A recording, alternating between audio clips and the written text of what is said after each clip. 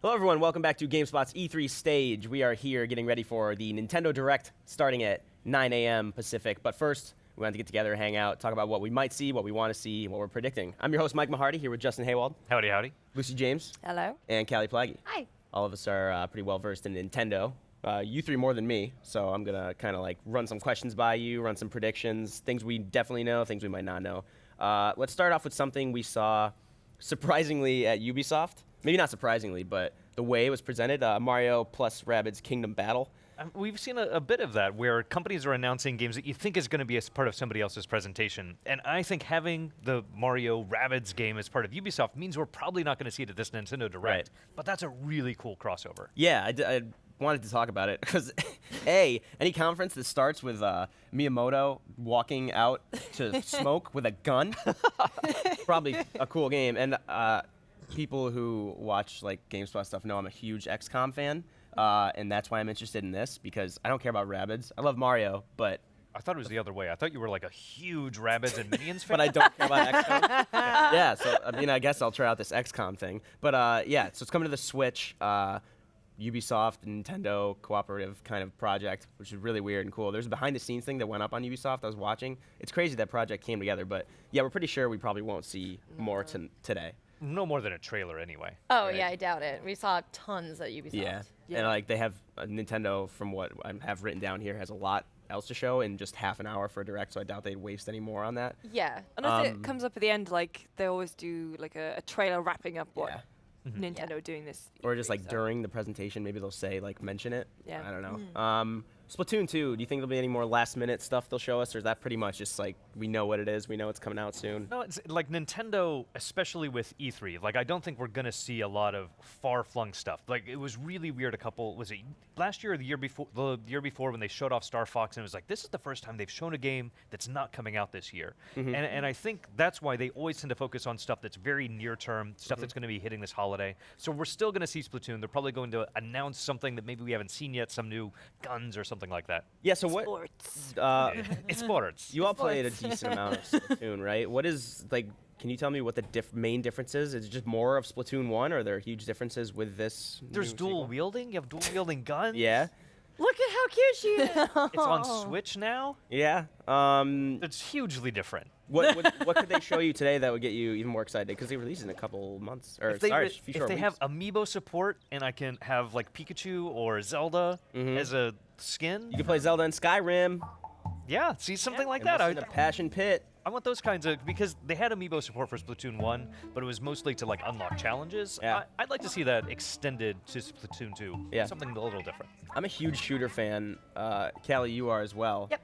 And I played a fair amount of Splatoon. I did not, so I'm looking forward to Yeah. 2 because I want to. Everybody that tells me shooters are great also says it's really novel take on the genre. It's cool. It's Nintendo's kind of unique version of that. I like the team aspect, and I think the biggest problem I had with Splatoon is that you couldn't really communicate with a team Yeah. unless you got on Skype or like Discord or something. Or Mixer. Yeah.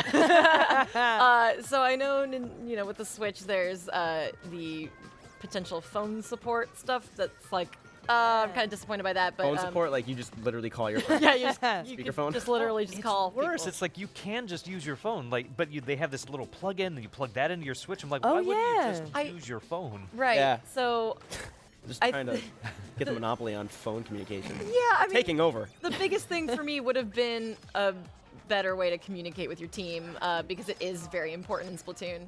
Yeah. Yeah. But I mean, we'll see. It'll still be fun. I really liked the first one. Yeah. On to one of the bigger titles that I think everybody at the show is wondering about, Super Mario Odyssey. Yeah. Lucy, you think this is going to come out this year as they originally said? I really hope it does. Did they say holiday or December? I think they said December. Okay. But I mean, I'm at the point now where I have my Switch, I have Zelda, I have Mario Kart, and I'm just so desperate for Yeah. more. So at a direct like this, I'm really hoping that they do deliver on it. Yeah, it's coming this year. You'll Yeah. be fine. I can play Mario on my train into work in the morning. Yeah, it needs that like console defining. It's already has the console defining Zelda. Yeah. It would stand to reason Right. that this will be the Mario that does that, right? Like the Galaxy or the Super Mario 64 did. Yeah. Do you think they'll show off? So we saw that during that initial direct that showed the Switch off and Odyssey. They showed kind of you could use your hat to platform. Yeah. And it's also the biggest conceit is that it's set in what's known as New Donk City. It's like an open world. I mean, you can go outside of it, right? It's like Yeah, I was Sort watching of, the trailer kind of. yesterday, and they had like loads of different sort of world, like at least it looked very, very different. It Yeah. wasn't just New Donk City. So I'm excited because I was a bit like not sure how this quasi-real world thing would work. yeah. Yeah, well, seeing Mario with like real looking people. There's a bit where was- he's skipping or something, and it's like these business people. I was like a holding the little rope. like disturbed. Disturbed isn't the right word, but I was like, I don't like it. Something's weird about it. But yeah, they show like there's kind of a Super Mario Sunshine-esque, Like hub world. like yeah. So Yeah. there's Isle Delfino, is that it? Yeah. yeah, there's like I forget what those Isle Delfino inhabitants are called, but Yeah. I But- saw them in the trailer. Yeah, New Donk City, they're humans, right? Like, Yeah. I kind of compare it to if you were cosplaying Mario at like Comic-Con, it wouldn't stand out. But if you were cosplaying Mario walking down the sidewalk in New York during rush hour, I would see you. Yeah. Right. And now I feel like I'm gonna be out of place in New Donk City. But he does go to like other like deserts and Yeah. whatnot. It looks like a pseudo Earth, I think. Yeah. Or I at mean, least just this um, weird there- like half Earth, half fantastical. there is an area that's like super big, like everything is really big, so I don't know if it's supposed to be everything's supposed to be realistic. I'm curious to see more of the worlds because the New Donk City stuff is a little I'm like, "Oh, that's interesting." Yeah. I mean, that's what Interesting I choice. play when I play Super Mario Odyssey. I'm expecting a real world equivalent. Like that's what for the realism. Yeah. That's what is most important. To me. Yeah. Yeah. I assume for you guys as well. It's, Yeah. it's like Skyrim. It's like Fallout. It's like going into this real world and getting to be a plumber who Yeah. kills turtles. Jumps on his hat. Yeah, there better be a skill tree. Did you just say Skyrim and Fallout are real places?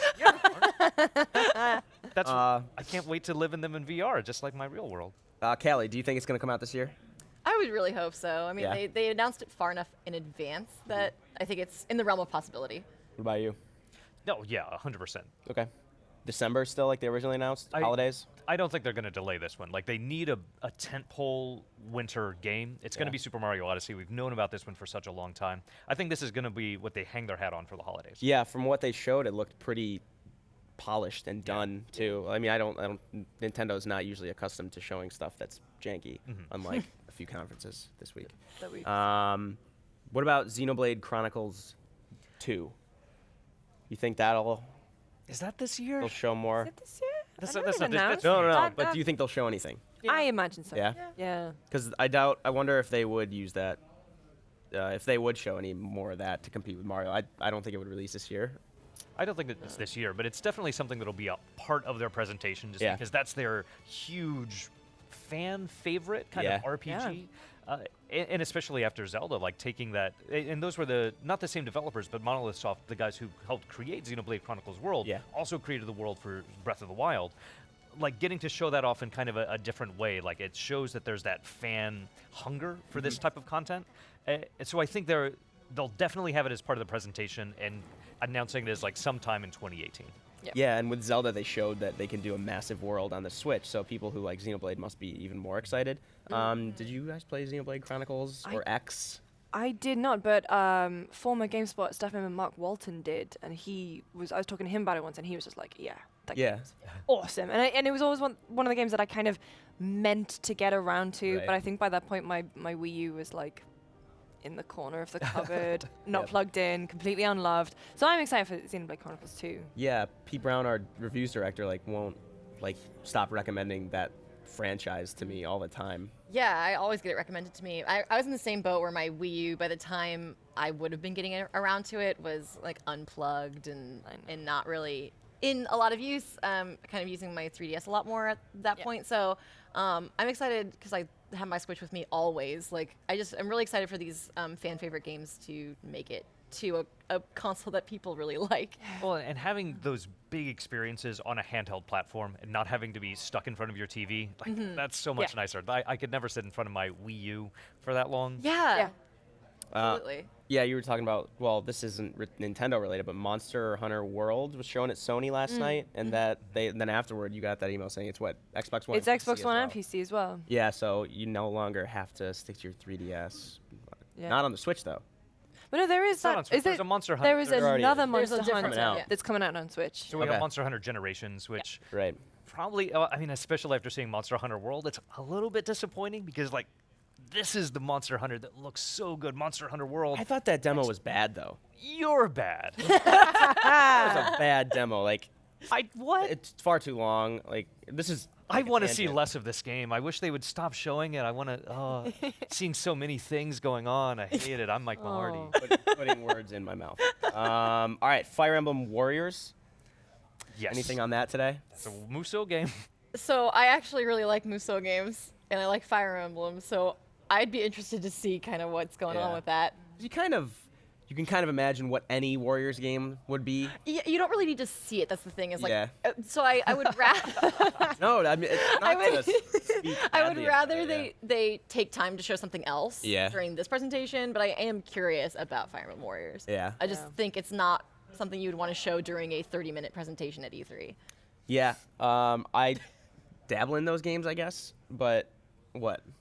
What is happening? Oh, Justin's laughing at me. No, I agree. Like, I don't want to spend too much. Like, the things that I think is most interesting about those is when they take, like, the Zelda franchise. Like, that was an interesting take on Musou. Dragon Warrior. Probably not as big in the West for that kind of audience. Yeah.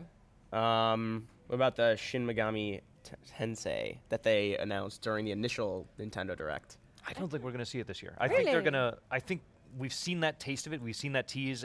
And I wouldn't be surprised if they hold off on it. It's just not even mentioned. Because we don't even know the full name or its subtitle yet, right? No. And this is no only release 30 date. minutes. Yeah. Yeah. Right. I mean, I really want to see that actually after playing Persona 5, which is my first Persona, which is very different than Shin Megami, but Yeah, Persona yeah. originally was the Yeah. spin-off. But I actually want to see that now. I would love to have like a really unique RPG on my Switch. I would just love if they ported Persona 5 over. That's what To be I. honest. When That I would was be- playing that would be Persona. the dank McPiff. I'd be in. It. No, because that's. What? The dank Have you not? McPiff. Oh god. Those are words. It'd be dope. Goose, the dank McPiff. Yeah. Okay. And I then would love to- dry. I haven't right down. even I haven't even beaten Persona 5 on PS4 yet. I haven't either. I just when I Guys. I know when I'm playing my Switch, I'm just like, this is exactly how I want to play games because I'm Yeah. so nearsighted.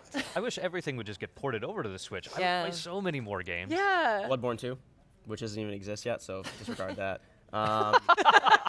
That's not me announcing it when I'm not supposed to. It doesn't exist. It's a pipe dream. Pokemon Ultra Moon and Sun. You think there'd be some Poke stuff happening on the Direct?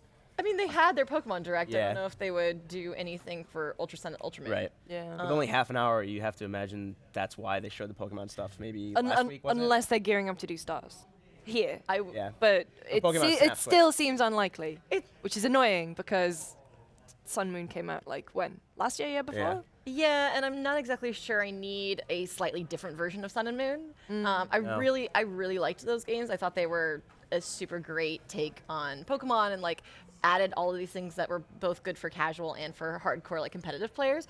But I don't know why you would need another version that's like the alternate universe version of Sun and Moon. Yeah. So I if they did anything like Pokemon on Switch, I would actually cry. Pokemon Snap, the Pokemon game that needs to come to Switch is Snap. That's what I was. Yeah. Yeah. Oh, these are Snap! That's what I was gonna say. Gyroscope. Because what Snap came out when? I think I was 4 at the time, You so weren't. I was. I think I was 4. like 10 years ago then. Yeah, I didn't really love Pokemon Sun and Moon to begin with. I thought they were kind of boring. I liked 1999 Pokemon Oh, Snap. wow. So I was doesn't matter. We were Okay, I was older than 4. love Yeah, to all see of the that. full. Just imagine like actually like something with the motion controls that feels good. Yeah. But the motion controls aren't bad. Like, the motion controls, I think, in most cases feel good. Arms. No, work right, fine. right. They don't feel bad, but I'm saying like something that warrants the use of. It would be a motion perfect use controls. for motion It's controls, yeah. integral to the experience, which I don't think is always the case. But yeah, I don't know if they will devote much time to Pokemon after that. No, not after its own director. Yeah. And then what about Zelda DLC? So it's been my guess that they will because Nintendo tends to announce something and then they drop it during this week. They said over and over again that the DLC is coming this summer. I would not be surprised if they show off the Zelda DLC, like here's a little bit of what this looks like, and goes, and now you can play it right now. Yeah. It's just kind of like a one-off thing they just say. And then Yeah. we all freak out and start crying and go. And I've left my Switches in the hotel room. Yeah, I have well, to a go bunch- back and get it. A bunch of us brought our Switches to our studio here with just because in case they do this. A lot of people are talking about it, but it sounds good. I mean, we've talked extensively on our live shows about what this is going to comprise. It looks fun. It looks like something that'll pull me back into it. I do have my Switch here.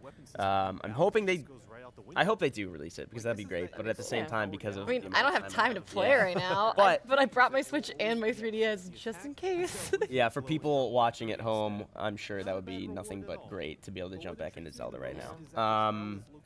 You think they'll show off more of the next Zelda DLC at all? There's I like think 3 planned, right? Is it later on this year? There's one in the fall, I think.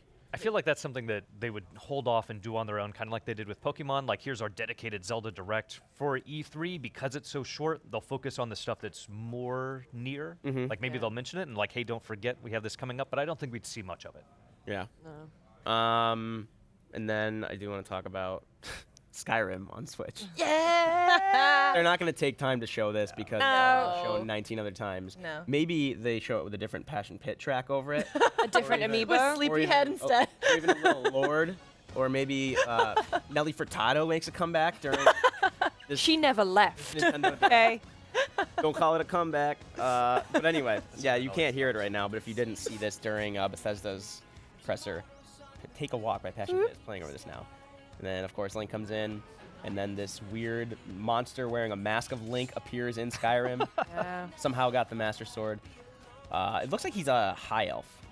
If I want to get really geeky about Elder Scrolls. Yeah, he does Yeah, look he like a does. high elf from behind, which is I'm so sad that I know. What do you guys think about these motion controls? Something I will never use. I will Yeah, never I ever use won't that. use that. Let me preface. I don't mean to sound negative about this because I'm absolutely gonna buy this on Switch. Oh, yeah. And probably in VR as well because I'm This, dumb. yeah, this is why they keep showing Skyrim at every E3. It's because of you. Because oh, I played on PC. I didn't need to buy the definitive edition, and I bought it anyway on Xbox so I could get achievements. Oh no, So- I played the original Xbox 360 and I bought the definitive edition on PS4 just so I could get the achievement, Yeah. well, the trophies. Yeah. I'll But do you want to play one that's So- going to probably have not as nice graphics? Like, this won't be the definitive Oh, edition. I mean, it but- looked like even when you were watching the Bethesda show, it looked like kind of interlaced, and it did look jankier.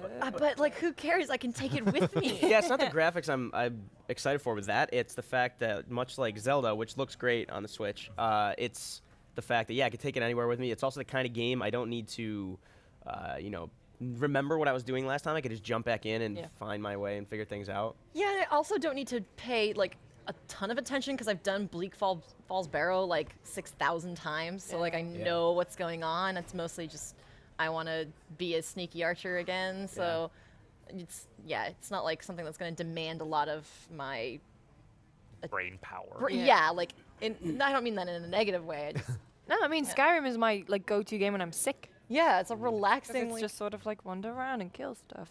And wander An around. experience you don't get on Nintendo consoles for such a long time, especially Yeah. like getting to take that portably. Like a massive third-party title.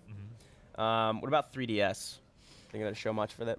Yeah, I mean the focus has to be on Switch because that's their new big console, but they're not going to ignore 3DS. With, And- especially with the new 2DS, the new tedious. what is the thing called? The new 2DS. SXL? No. 2DS XL.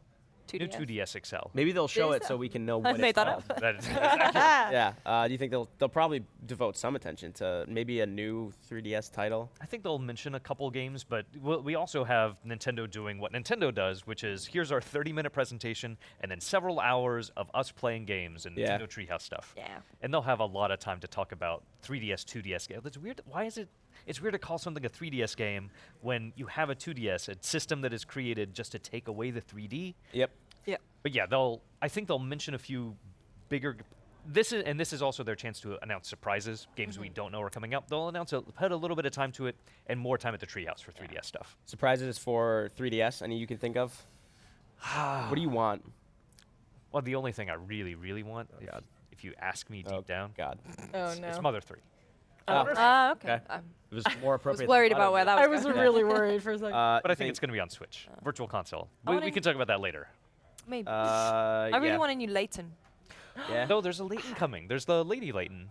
Oh, of course Oh, there yes. is. Lady Layton. Think we'll see Lady that? Layton. Yeah. This is the time to show. Layton's Lady huge, right, Layton. for 3DS owners. It is one of my favorite franchises, I love it's Layton. So good. Yeah. and so that'll definitely be a part of the presentation, at least in a small way. Yeah. What if they were like Nintendogs? Let's go. Would they do Nintendogs back on 3DS, like on another portable, or would they take it over to Switch though? I feel like that could be a Could Switch be a title. new Switch thing. I'm just trying to think, like, if you use the Joy-Cons, like, I'm gonna wash my dog. Like, And pet. hey, brush it. Oh pet man, it. the really immersive experience. But you of could having a imagine being dog. sat on a train, like, oh, I'm just taking care of my virtual dog. I'm about to do something bad and be an enabler. Animal Crossing. Oh yeah. Oh, I was love hoping. it. I would love Sorry Animal to everybody Crossing. watching. I think that's going to be Switch again. I would Yeah. absolutely. Oh, I want it so And bad. you have to get the mobile game. Like Yes. they announced that a long time ago. It's still not here. Yeah. I thought it was going I- to be part of WWDC. Have regretted so hard erasing. I accidentally erased my save in New Leaf, and so I just like haven't been able to return back to it. And I need another Animal Crossing so bad. Do you know how many hours was in that New Leaf save? A lot, probably like 300. Yeah. That is devastating. Yeah, I had Yeah. 500. Yeah, I only That's I embarrassing. got about like 100. I did a lot of bug hunting on that island. All right, I want to go to Switch predictions, like crazy dreams and stuff. Well, actually, no. First, you just mentioned Virtual Console. Do you think there'll be anything focused on that today? They need to address it at some point. Yeah. So the thing, and they just really don't have a good solution. They have to talk about how this Nintendo system that you're going to have to pay for is going to work. And they've already said that when you pay for this, like, what is it, $20 a month? Something, yeah, some Yeah. subscription That rate. you just get access to all of these NES library of games. Yeah. But we still, we've spent a lot of money, or I've spent a lot of money Don't, on don't include me with you. NES games, virtual console games. I don't expect that I'm going to get access to those on my Switch, but I would love for that to happen. Yeah. Like, I've Yeah. already bought these. I want to play them on whatever console I have my Nintendo account on. Yeah. Yeah, that's the thing is like if you've bought like Super Mario, the original, like 8 times, you shouldn't have to. I just don't want to have to buy it again. I've Yeah. bought so many versions of it. I don't want to pay a monthly price to play it again. Yeah. No, I would actually be okay with a monthly price that includes the entire library of Nintendo games. That'd be Like, awesome. Yeah, that would be like great. a I'd pay for Netflix that. for Nintendo. That's like what I, people. I would pay for that. For Yeah. sure. But would that also include the paying to go online stuff as well? Because Right. I think if those were 2 separate payments going out of my bank account every month, Yeah. I would not be. Yeah. It sucks because the Switch seems so tailor-made for so many old school Nintendo games. Yeah. You have a pretty sizable handheld screen right in front of you, and that makes sense for so many 2D games. Even like, I don't know, I could see playing like Metroid Prime on my Switch. I don't know. But I do want to. Great. I do want to get on to like predictions for the Switch itself. Do we have any crazy things we didn't talk about? I mean, talking about Metroid, yeah. it's been such a long time. I don't think it would be a big part of the presentation because, again, they like to focus on stuff in the near future. But one thing we haven't seen at this E3 is the one more thing walk off the stage as just like a logo or a really quick Yeah. teaser trailer comes on. This could be Nintendo's chance to be like, well, one more thing. Zelda, or Samus Aran's mask just comes on screen and just cuts Yeah. out. 2018. Do you think they would go like? Do you think they would give in and go 2D? Metroid. I almost just called a Metroid game a Metroidvania. Think they'd do that, or Hand do you in think your they'd batch go more and in gun. Prime, or do you think they just do something new? Prime, I think, is such a beloved franchise. It would be Yeah. really interesting to return to that, especially after Metroid Other M didn't do that well. Yeah. Yeah. We have a poster of that hanging in the office. I don't know if it's a joke or not. I haven't even noticed it. Where's I that? like blocked that game out of my brain. The entrance to our office. It's the Clementine, Oh yeah. The Walking Dead, and then Metroid. Other. I- Oh my god, I definitely like I do not- Westworld that. Like, Yeah. there is nothing there. No, Yeah. I erased that. Yeah. Gameplay-wise, it was fine, but the story was just so horrible. That's the thing. Yeah. I don't know. Do you guys think we'll see any sort of Metroid? Like- I hope. I seriously hope so. Yeah. We haven't Yeah. had a Donkey Kong yet either. No. Yeah. What was the last really good one? Was it Tropical Tropical Freeze? Yeah, that was Freeze, on yeah. 3DS, right? Yeah. That was That on would be awesome. Wii U? It was on Wii U. Wii U too. Okay. Damn. So, would they have an answer to? I mean, not just Virtual Console, but these games that are digitally available on the Wii U console, making that just cross-compatible with the Switch would Yeah. not only increase the library of the Switch fivefold and give access to people who didn't buy a Wii U, because that's a lot of people. Yeah. I would actually really like to see that. Yeah, me too. And just like you said, ports. Like I want to play Wind Waker HD on Switch. You know. You know what my pipe dream Yeah. is the Wii version of Okami, because I think that would be so good on Switch. That would Yeah. be so good on Switch. Because not only could you use like this, you could even use it as a touch screen as well to paint and do that. And it was a cel-shaded game, so like Yeah, the so it- graphics would hold Yeah. up so beautiful. It would Like Wind Waker did the same gorgeous. thing on Wii U. Or sorry. Yeah, Wii U. Yeah. Yeah. I'd be interested to see if they do anything with like Star Fox, because the last outing was not great. Oh, I think he's on as a- ice for a while. As a redemption after what was it? What What was the last Star Fox Zero? They would have to call it Star Fox Redemption, though, right? Yeah, That that'd be game awesome. was, Star Fox reboot. Star Fox. Just kidding. Starbucks. Starbucks. Starbucks. Yeah. Star Fox. Really, I want coffee. Star Fox. You fell for it. Yeah. Oops. Just kidding. Yeah. I don't know any other franchises that I'm not mentioning that we would love to see come back. Like Pikmin, we're already getting a 3DS game, so What's I that don't called? think we're Like gonna Pikmin Yo or something? get that. Hey Pikmin. Hey, Hey, Pikmin. Pikmin. Yo, Pikmin. Pikmin, yo. Yo, You've been spending too Pikmin. much time around me. Yo, I know. Pikmin. One thing I want to see, a WarioWare game on Oh, Switch. Yeah. yeah. Perfect. That would. Like I just imagine like the things that you'd be able to do with your Switch and multiplayer and like taking little controllers, like whether they do it as a party game or just something kind of crazy and weird that you do on the Switch. I would like to see them come up with something like a multiplayer game outside of like Splatoon, like a new multiplayer game that's doesn't feel gimmicky, because they've proven the Switch like is great. I love the Switch. Now that we all agree on that, I wish they would show more like Yeah. multiplayer. Because we didn't Yeah. get a good like Wii Sports analog. 1-2 Switch did not live up to No. that. That should not have been a game you paid for. I think my biggest like far-flung dream would be Pokemon Stadium. That's really that- weird. I was gonna say Pokemon Stadium 3 on the Switch. Yeah, because that would be great for multiplayer, Yeah. like an actual opportunity to use like, oh, you get one Joy-Con, you get one Joy-Con. That would be hopefully better than 1-2 Switch, and also I just miss those games so much. And then Pokemon- having that compatibility with the 3DS games would also be great. Pokemon 2 was the dank McPiff. That gold and silver cartridge that you pop in your. Oh yeah, yeah. you have like the little attachment that goes into the controller, and then Yeah. you can like put your Pokemon in it. Yeah. That is what I want. Give my boy Machamp a reunion with me. What do you think they'll show first? Start off the show with You know, Reggie. No, I His think body they'll is just Reggie. jump straight into Super Mario Odyssey. That's Yeah. what we know is coming up. That's what's going to be the focus of the show, and it lets you set expectations. Big Switch game. Here's your good first look at the gameplay of Mario Odyssey. Ubisoft had a very Nintendo opening to the show. Well, obviously Yeah. because Mario was the coin box, but Yeah. still it was a very like quiet. And then all of a sudden something quirky came in. Yeah. Like, oh, I get it. Do you guys agree it would be Odyssey? It's going to be Odyssey. Yeah, that would be. I would be surprised if it wasn't. Yeah. Like I said, I'm curious to see what they'll show with Odyssey that can really. I mean, I'm already gonna play it, but Yeah. I'm curious if they will show off like the flood gun of this game, if you will. Like, what's the general conceit?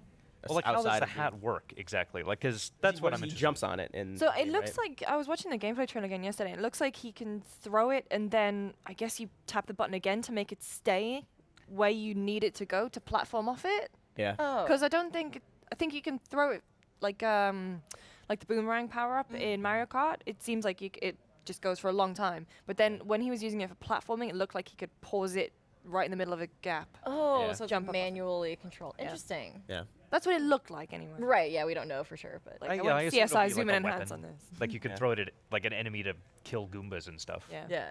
Yeah, so we should be getting into the Nintendo Direct in about a minute. There's no countdown yet, so I wanted to ask, do you think we'll see, like, in terms of outside of Skyrim, any other third-party titles that they'll take the time to show here?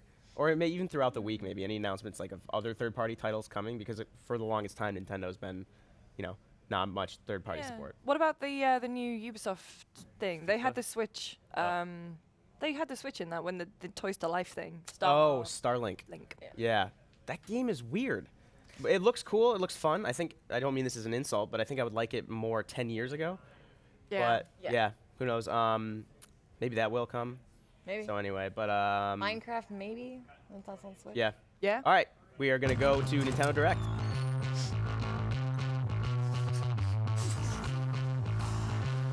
Put your hands up and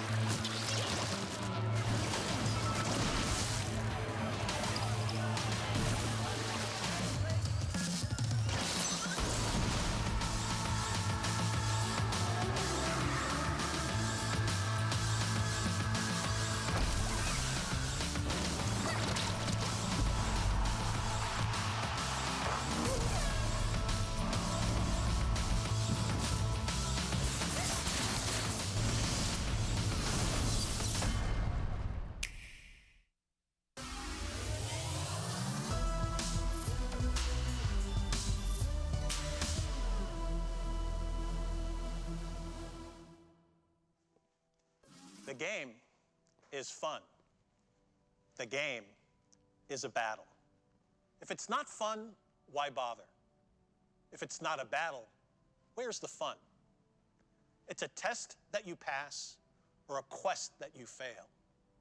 A race against time. Fun and battle always locked together. But the game is also something else. It's a journey, a passport to new worlds, maybe even an odyssey. A look, a feel, an exploration. Close your focus and open your mind. Yes, the journey requires the right ticket. And that ticket is Nintendo Switch. But in the end, it's not just where you can take your game. It's where your game can take you. So let's go.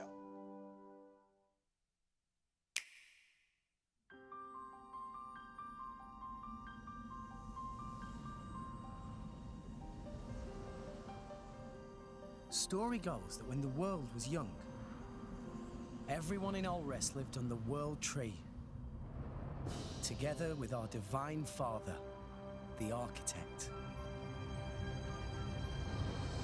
They called that paradise Elysium.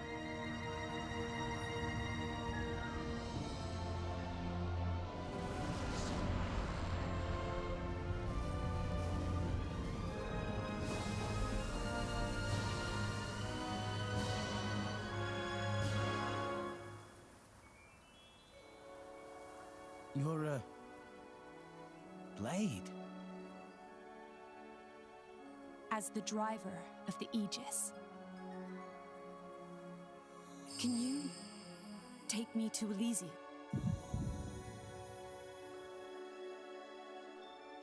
I'm in. Let's go to Elysium. I'll take you there myself.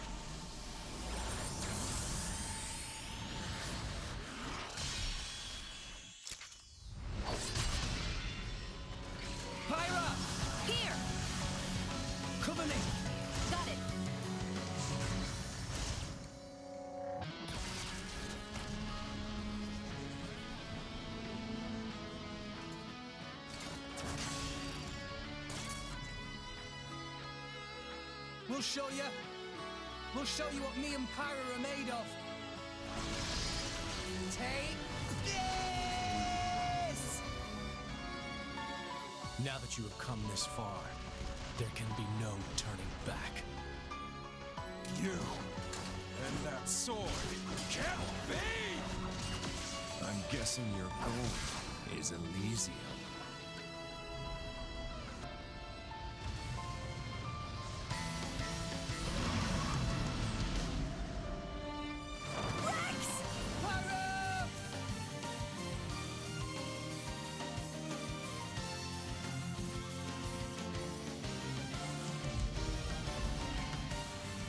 He calls Pyra. Her flames hide something deeper. What's the matter? Are you the Aegis, or aren't you? I won't use that power, and I won't let you use it either! If you know what you desire, you will have to show it. Not with words, but with your own strength. Everyone, let's go!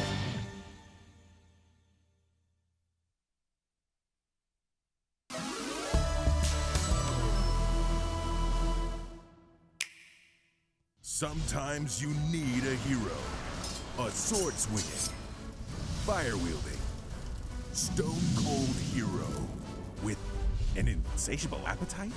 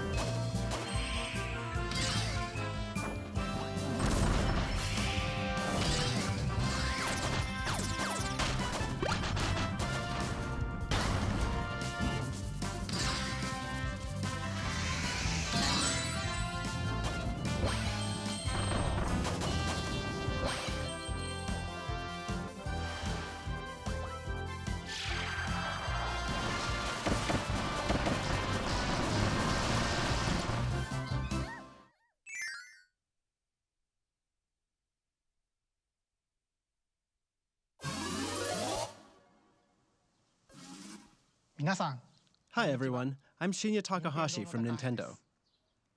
I hope you've been enjoying the journey with Nintendo Switch so far. When I found out that Nintendo Switch is being accepted by video game fans from all over the world as a home console that could be taken with you anywhere, I felt so relieved. Take Switch outside, come together, and share the experience. This idea was how we hoped people would play with Nintendo Switch. But people are coming up with many creative ways to play, in all kinds of places, in many more ways than we expected. This summer, Nintendo and its third-party partners will release many multiplayer games that can be played anytime, anywhere, and with anyone. We hope there will be many heated competitions that will be ignited by Nintendo Switch. Now, we'll continue our look at even more new game worlds for Nintendo Switch. But before we do, there is one announcement we'd like to share from our very special friend. Please take a look. Hi everyone, I'm Tsunekazu Ishihara from the Pokemon Company. Just the other day, we announced that Pokken Tournament Deluxe is coming to Nintendo Switch. This is the latest version of the premier Pokemon fighting game. Two people can dive right into battle using two Joy-Con controllers, so you can experience heated Pokemon battles with just one Nintendo Switch console. There are some fresh additions, including new Pokemon, and this deluxe version of the game will be on display at E3 for attendees to play. I have one more announcement. Game Freak has begun developing a core RPG Pokemon title on Nintendo Switch. It may not release for more than a year, but we hope you'll look forward to it all the same. In the meantime, let's enjoy this year's E3. Ishihara-san, thank you very much. We heard that the Pokemon series is being developed for Nintendo Switch. What kind of Pokemon game will we be able to play on Nintendo Switch? I'm looking forward to it myself. At this year's E3, we're mostly showing games that will be released in 2017. But please know that here at Nintendo, we're working on many forms of entertainment that can only be made possible on Nintendo Switch. We hope you look forward to them as well. Now let's continue on with the journey with Nintendo Switch.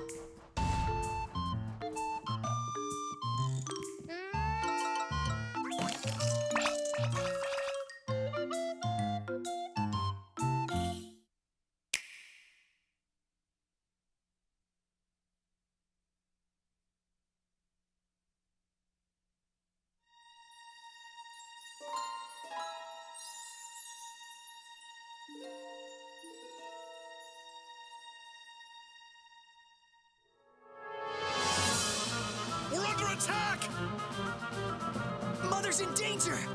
If she's up there, then... You two must keep going. No, I'm coming with you!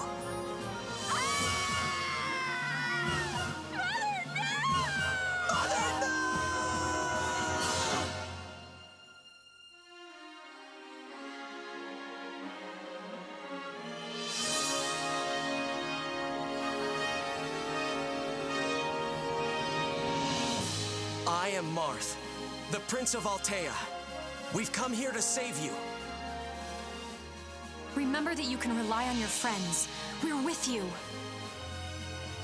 Get it together, you two. If you can't do this, who can? You fought your way this far. There's nothing you two can't do. No matter the danger, we can overcome it if we're working together. All right, let's move out. Working together, we can finish this!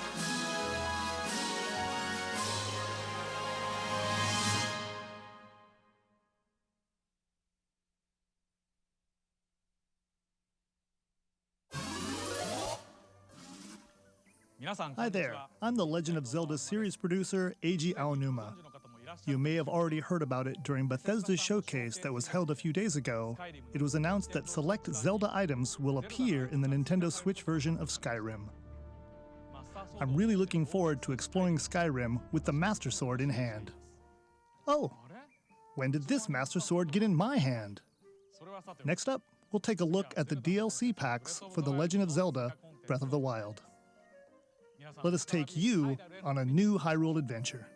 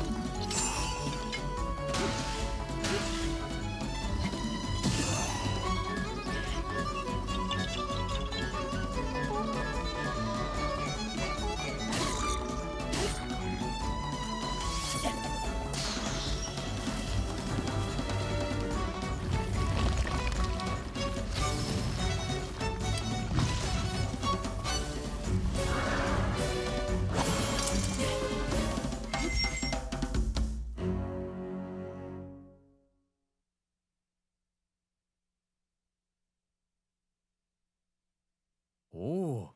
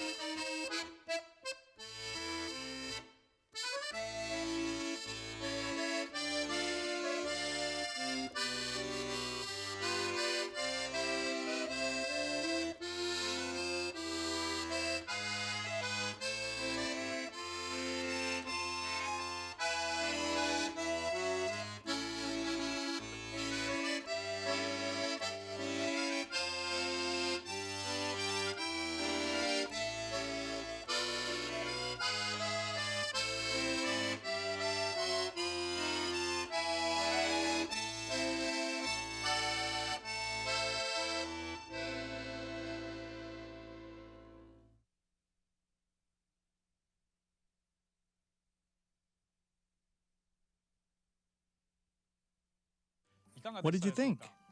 I actually have one more announcement that I'd like to share. The 4 champions that appeared in The Legend of Zelda Breath of the Wild will be available as Amiibo. The Zora champion, Mipha. The Goron champion, Daruk. the Rito champion, Rivali, and the Gerudo champion, Urbosa. You'll be able to use these 4 amiibo in The Legend of Zelda: Breath of the Wild. Of course, you'll be able to use these in the DLC packs that you just saw, so please look forward to them. This changes the game. Travel the world. Bring people together. Play anywhere with anyone. If video gaming is a journey, then Anywhere has to include a stop right here in LA during E3. This is Magic Week, where booths buzz and channels glow, where the game worlds you've heard about suddenly spring into life. And this summer, a new kind of heated competition ignites right on Nintendo Switch. It kicks off later today with the Splatoon 2 World Inkling Invitational, which brings teams from the Americas, Europe, Australia, New Zealand, and Japan to see whose colorful skills are the best.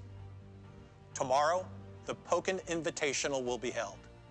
You might recognize some of our 8 competitors who'll be duking it out in heated battles. Later on Wednesday, we'll see 8 players throw punches in the fun and competitive game ARMS, which launches later this week. 4 of our players will be pros, and the other 4 will be E3 attendees who rise to the top by battling on the show floor. If you're going to E3, we hope you'll accept the challenge. And no matter where you are, be sure to catch up with Nintendo Treehouse Live at E3 for all the details and news about Nintendo Switch and Nintendo 3DS. But now, there are a few more worlds left to visit on our journey before we land in the booth. Let's go.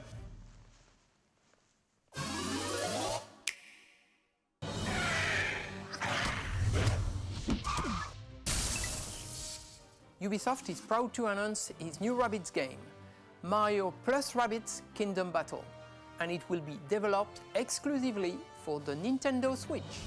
The Rabbids' crazy personalities and unpredictable behavior will shine as they arrive in a reimagined and twisted Mushroom Kingdom. They will surprise you in this tactical adventure filled with combat and exploration. Mario and his friends will join them in an epic quest to put the kingdom back in order. We can't wait for you to play the game on August 29th.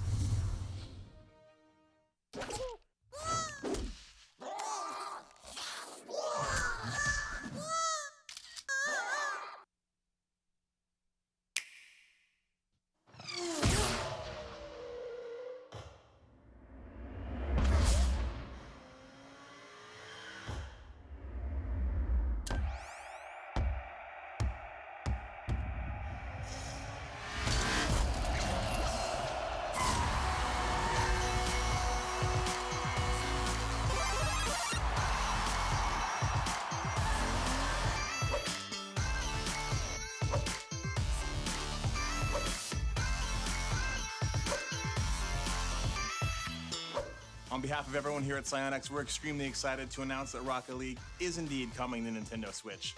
We know that both the Rocket League and Switch communities have wanted it, and now we're going to release it, complete with cross-network support that lets you play against opponents on other platforms. The Switch version will have all the features and modes we've released thus far, plus exclusives like local wireless multiplayer, Mario and Luigi hats for customizing your car, and new exclusive cars we'll talk about later this year. Look for Rocket League on Nintendo Switch this holiday.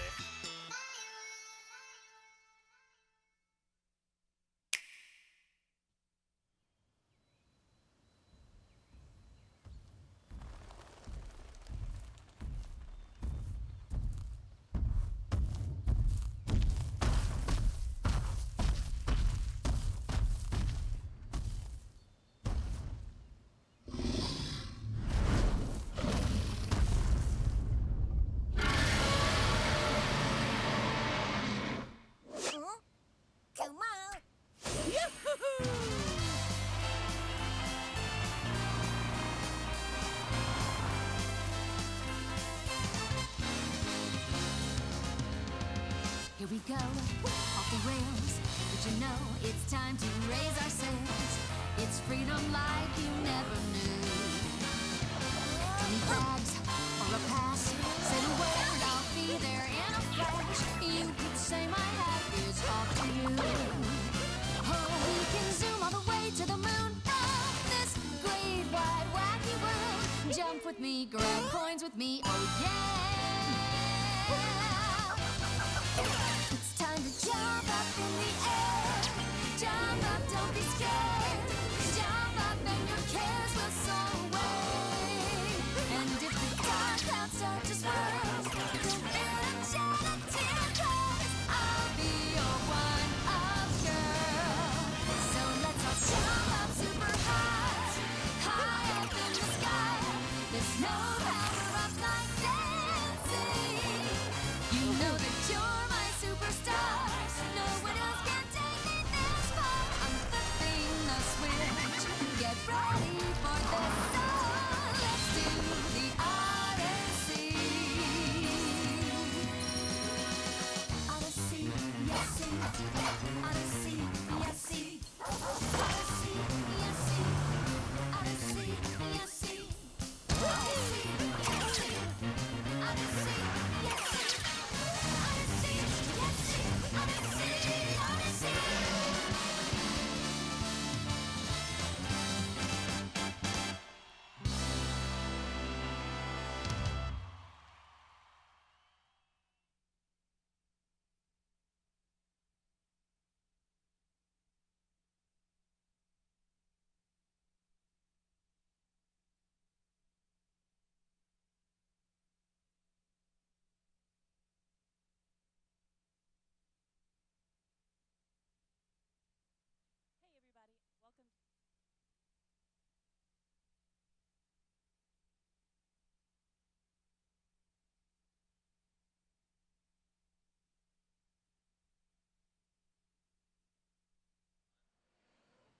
Hey everybody, and welcome to Nintendo Treehouse Live at E3 2017.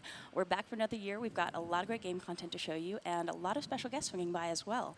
But to get things kicked off, we're going to take another look at Super Mario Odyssey. Just saw the video in the spotlight. It's going to be coming out on October 27th, really soon. And we're going to take a look at some gameplay. I'm Sam from the Treehouse, joined by my colleagues from the Treehouse, Rob, and Scott on the end. And we have some very special guests with us for this segment. We've got the game's producer, Koizumi-san, and the game's director, Motokura-san. Thank you both so much for joining us today. はい。今日来ていただきありがとうございました。はい、楽しみにしてました。 Really looking forward to it. So I know folks are probably really excited to get into gameplay, but before we jump in, there were a lot of really cool reveals in that video, and I think folks are going to be really interested in all the different directions that you're taking this game. But at the core, there's really kind of a driving philosophy that you've got going. I was wondering if you could tell our viewers a little bit more about that. このゲームの基本的なコンセプトを説明していただけますか。まず今ビデオを見ていただいてどうでしたか。何か面白かったところありますか。 First, could I just ask you, was there anything you saw in there that particularly surprised you or interested you? I gotta say, the first time I saw that T-Rex, my heart stopped. The dinosaur was a big It was so exciting. よかったです。今回のマリオはテーマが旅になっていて、別の国に行った時の驚きをすごく強調しています。 So we have a theme of going on a journey in this game, but we're also trying to give the player a lot of surprises, and I think the dinosaur is a really big surprise for most. マリオシリーズってマリオが持っている分かりやすさであるとか、可愛らしさであるとか、誰でも分かるような共感というもので今まで作ってきて、今もこれも入ってるんですけども、今回は特に旅の驚きっていうことをすごく盛り込みたいので、驚きというテーマを体験もそうだし、ビジュアルもそうだし、たくさん詰め込んでます。 But we also want to balance that feeling of surprise with some emotional resonance, giving people something that's familiar, that's attractive, that's really cute from the Mario series, and bounce people back and forth between the familiar and the surprising. でそれを体験するための新しいプレイシステムを作りましたので、それは本倉さんに説明してもらいます。 So we've come up with some play systems to get that across as well. So it's not just a look and feel, but a play experience also. And I'd like to turn to Mr. Motokura to explain that. 今作は帽子を投げて敵や物を操ってとある地球を冒険するっていう物語になっています。 So the kind of overall story of this game is, you're going around, you're throwing your hat, you're taking over different enemies and objects, and you're traveling the world while you do that. そのパワームーンっていうのがイコール驚きになっていますので、それを帽子を投げたりいろんなものを操って箱庭を探索してもらえたらと思っています。And we talked about surprise before, but basically the unit of surprise in this game is those power moons. Those always equal a surprise, so you go around, you throw your hat at different things, you control enemies, and you find things that are surprising, and that gives you a power moon. Right on, so let's get into some gameplay. Rob, you're going to take us into New Donk City. I am. First, I'd like to take a quick look at the Odyssey, for which the game is named. It's the ship that Mario uses to travel the world, and it's powered by these power moons, so you keep needing additional thresholds of them to get on to the next kingdom. And just to show off a little bit of the new moves, obviously there's the hat throw. You can make it stay in place, which is sometimes valuable. It can grab things for you. There's two kinds of coins, which we'll talk about a little later on. Actually, they're in that little dialogue box. We saw Cappy. Oh, yeah. Cappy is both the red hat that he's wearing and also in his native form, he's a white top hat. And so one other move that's pretty cool is this circular throw. Knocks away everything. But let's get down into the city. And as you saw in the trailer, so there's the capture mechanic lets you take over things. It also lets you do fairly exotic things like turn into electricity, travel through wires. So how did the capture mechanic come about? キャプチャーという仕様を作ったきっかけは何かありましたでしょうか。そうですね。今作はものすごくいろんな試作っていうものをしてから作っています。So when we were making this game, what we started out doing was making just a huge amount of different gameplay prototypes. このキャプチャーというアクションもそのうちの一つです。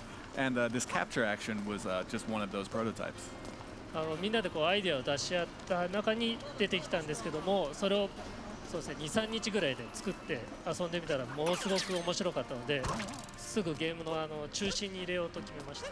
So, it was just one of the ideas that came up, but we worked on it for 2 or 3 days, and it just instantly turned into something that was really fun, and we decided, well, okay, this should just be the center of this game. I love how much it encourages that exploration and experimentation that I think the Mario games along these lines are so known for when you think about Super Mario 64, Super Mario Sunshine.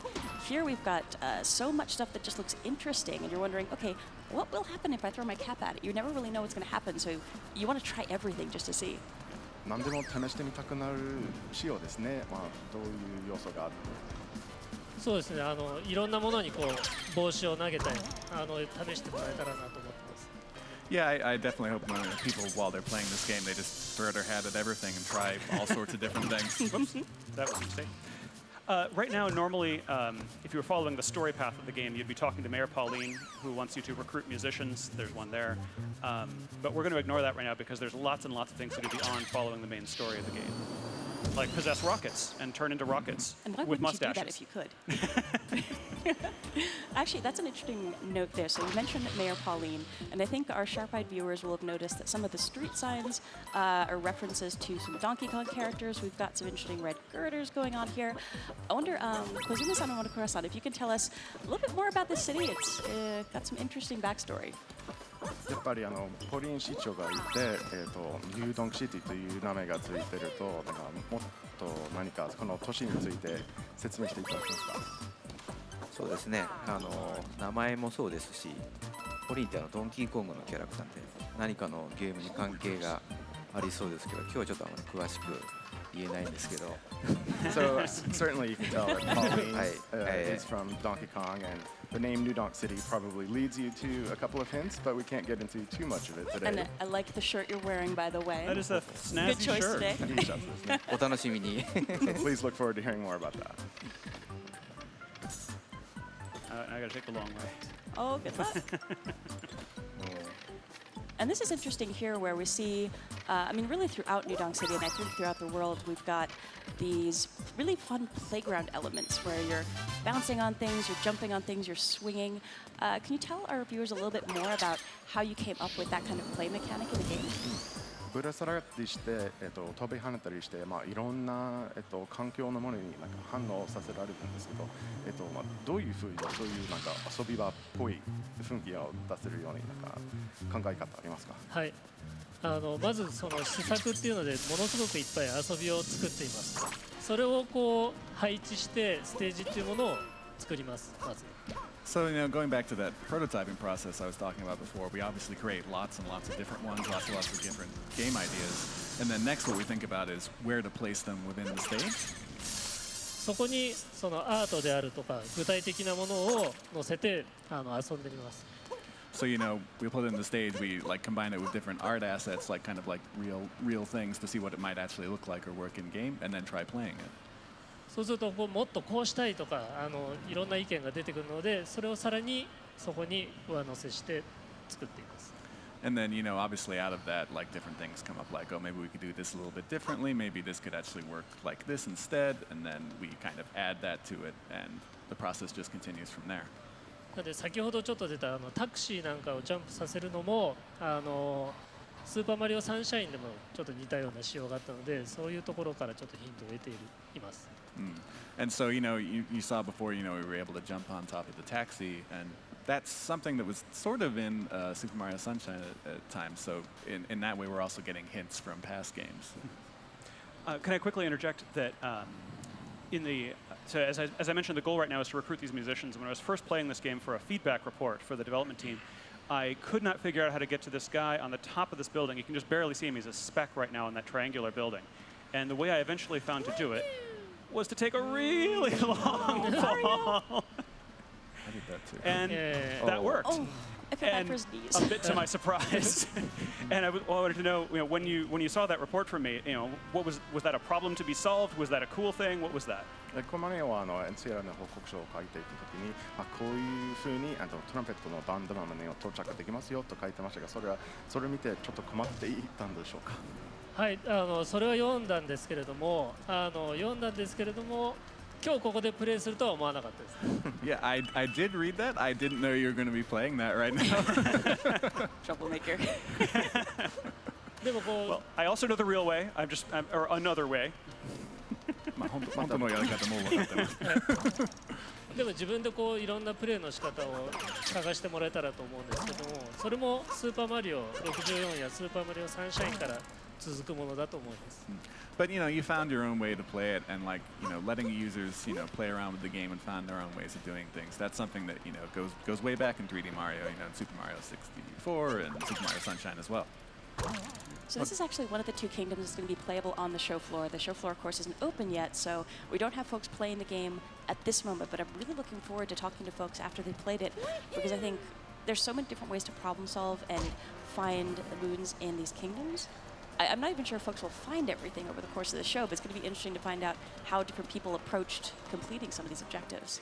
But the game encourages so much experimentation because you aren't kicked out of the level every time you find a moon. There is no reason not to investigate every little thing you can see that might be interesting. There's no time limit. There's no disincentive. There's lots and lots of cool stuff.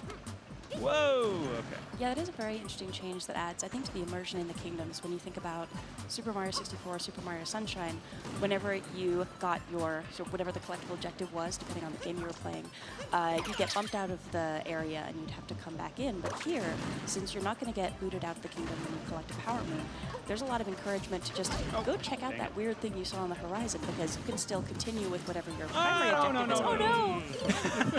But then, keep on tracking and finding moons. Another reason to explore everything is that there's very little punishment for dying. I just lost 10 coins, and there's lots. So, and I get to try again right away. It's also worth mentioning that the bullet bills here are coming out with visors on, so they cannot be captured until you knock their hats off, because an enemy with a hat is the scariest thing in this game. Fashion is very important in this game. You got to be conscious of your headwear. Oh, careful. Ah. Oh no! Well, apparently this is not my day for this challenge. That's right, 3rd time's a charm, right? Yeah. And if at first you don't succeed, give up on the 3rd attempt. I'm just looking at the space where we saw other sections of New Dog City, and looking here, I'm just so impressed with the texture work that's been done. And I feel like every time I see a new build of this game, more and more of these textures are just jumping out at me. It's really fun to see in person. It is a gorgeous game, and we have some other segments later on in the stream that are going to highlight some especially pretty areas. Oh, you got this. Yeah. And while I'm keeping my fingers and toes crossed, yes. Thank you. one thing that we haven't mentioned yet that we probably should talk a little bit about is the fact that you're playing with Joy-Con with the wrist straps attached. Yes. And that's a really fantastic way to play this game. It, of course, supports Pro Controller and other controller options, but you can do so much with the motion controls, and throwing Cappy feels very intuitive. Yeah. I'm going to switch to a different section of the game where I show the sand world, which is also playable on the show floor. So give me just a moment Oh, here. no worries. But I do love that as you're experimenting, and I think we'll see folks doing that on the show floor here, so many of your gestures will affect how Cappy moves that while you're holding the Joy-Con with the wrist straps attached, you really want to just try moving your arms in different directions. Like, okay, I'm going to try throwing up, I'm going to throw down, throw out. But I was really impressed by how well that implementation was put into play. Here we are. Yeah. Oh, this place is so pretty. So here we're in the Sand Kingdom, in the town of Tostarena. And they had a problem now because it's all frozen. Everything is cold for reasons, of course, that Mario will eventually solve. Yeah, actually, if you hang still for a second, we can show his little idle animation when he's Oh, cold. yeah, It's yeah. really cute. Oh, he's cold. I love the locals here, too. Yeah, I think he's distracted by the local dancing around, but I think if he's by himself, then he really shivers. Oh, poor Mario. Yeah. So let's see here. One thing I did want to show off is, so as we mentioned, there's two kinds of coins in this game. And for I believe the first time in the mainline Mario series, you can actually buy things with your coins. And I wanted to ask the developers how that came up, that currency should be worth currency. なんでコインで買い物できるようにしたいと思ったんでしょうか。はい。今回はコインを本当にお金として扱おうと思いました。 So we wanted, coins to be used as coins in this game. Actually, use them as money. 外国に行った時にその国のお金ってすごいなんか印象に残ってないですか？ And I think you'll agree. If you go to a foreign land, one of the things that makes the biggest impression on you is the currency. これ使えるのとか思ったりしないですか？ You kind of look at it and you think, wait, is this real? Can I use this? 今回はマリオもいろんな国を旅しますので、その国のコインというものを用意しています。 And since Mario is going around to all these different kingdoms in this game, we wanted to make sure that there was a currency for each one. 要素はコレクトするコインの要素になっていますので、集めたものでコスチュームを変えたり、お土産を買うことができます。 And they're collectible items, so you can use them to buy different outfits or buy souvenirs. Speaking of. お土産買うの楽しいです。 Yeah, and it's always fun to buy souvenirs, right? Yeah, absolutely. Absolutely.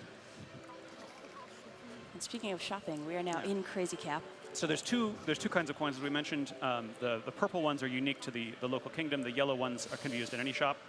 I'm going to buy, because the guy at the door said maybe I should, I'm not living up to their dress code, maybe I should buy some clothes to fit in better.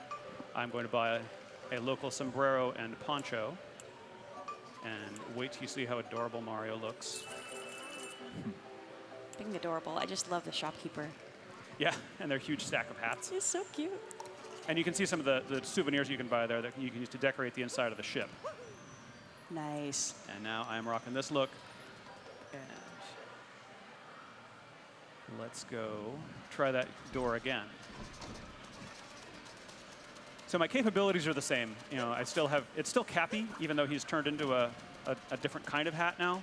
He can turn into any kind of headwear, apparently. Exotic superpower. And, all right. So I go over and talk to this guy. Let's see if you meet the expectations now. Ooh, snappy and lively. Snappy and lively. I think the hat is the one and the poncho is the other. All right. And this is, of course, what the goal I was working toward all this time. I love all these little moments of surprise where you never really know what's going to happen when you Why get did I into want to these get in this room? spaces. I don't know. I wanted to get in this room so I could play a guitar. You want to get in because it's locked. Yeah, exactly. So then we're going to move on to some more traditional 3D Mario gameplay over this direction. Now that you are terribly well dressed, it's time to go do some exploring. Yeah. And And Bowser's here's a- footprints, I must be on the right track.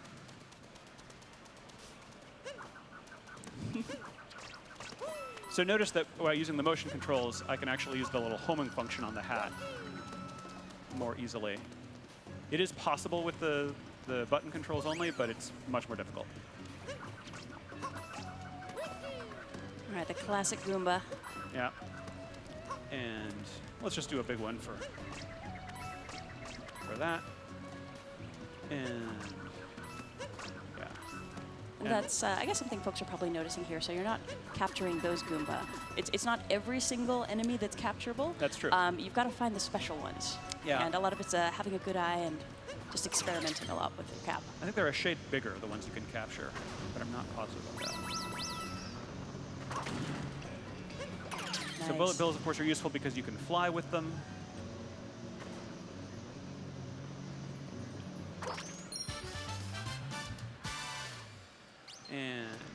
And now I've got to very quickly capture my ride back. And with bullet bills, you can only capture them for a limited amount of time because at some point they're just going to blow up. Yeah. So you have to be a little mindful of what you're doing. Yeah, you when only you've get got so a much bullet time bill. with the explosive guys. All right, and then almost to one of my favorite bits in this level. Oh yeah, the next bit you're coming up to just blew my mind the first time I saw it. So this place has these murals that look like they're decorated in this cool old school aesthetic. And I'm just going to go right on in. And I've still got my costume. So, Koizumi-san and Murokura-san, I think we definitely need to hear a little bit more background about why you added this into the game, because it's so cool, but it's so unexpected as well, I think. なんでこのような 2D の8ビットマリオのところも入れたいと思ったんでしょうか。3D の部分は気持ちよく探索できるように比較的おおらかに作っています。 So we wanted to make something that would be, sort of a contrast with the 3D stages that you're able to explore very freely in.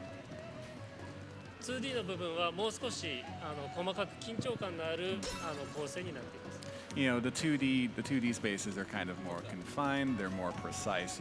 It's more like kind of, sort of traditional platforming elements. 同じステージの中でもそういった違った遊びっていうのを入れたわけです。But also within the 2D stages, as you can see, we wanted to have a lot of different variety. もちろん昔からのゲームが好きな人にも楽しんでもらえるビジュアルになっていると思います。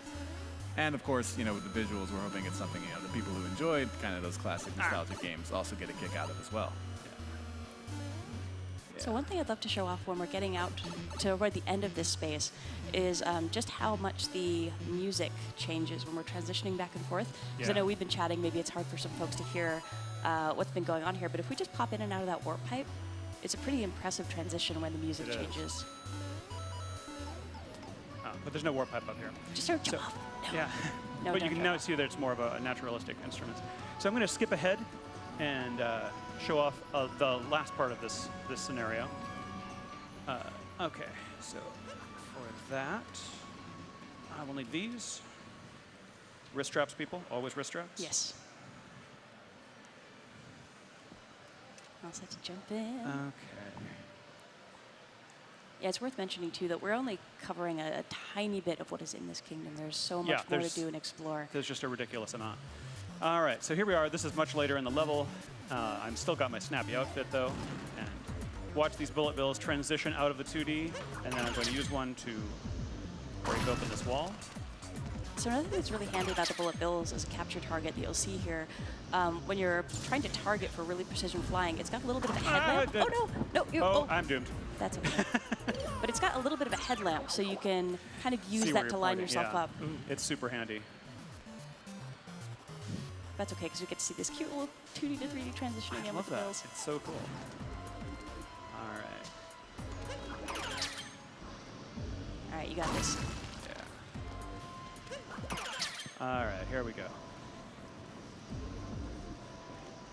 And with bullet bills, you can also give yourself little speed bursts as well.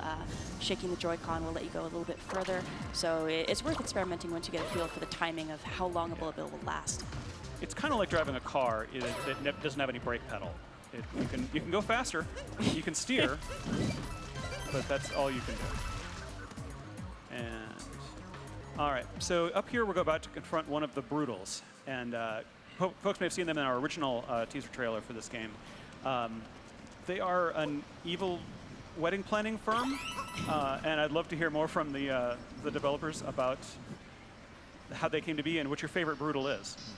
ブライダルズという団体がこのペコンを企画してるグループらしいですけど、なんか一番気に入りのブライダルズは誰かいますか？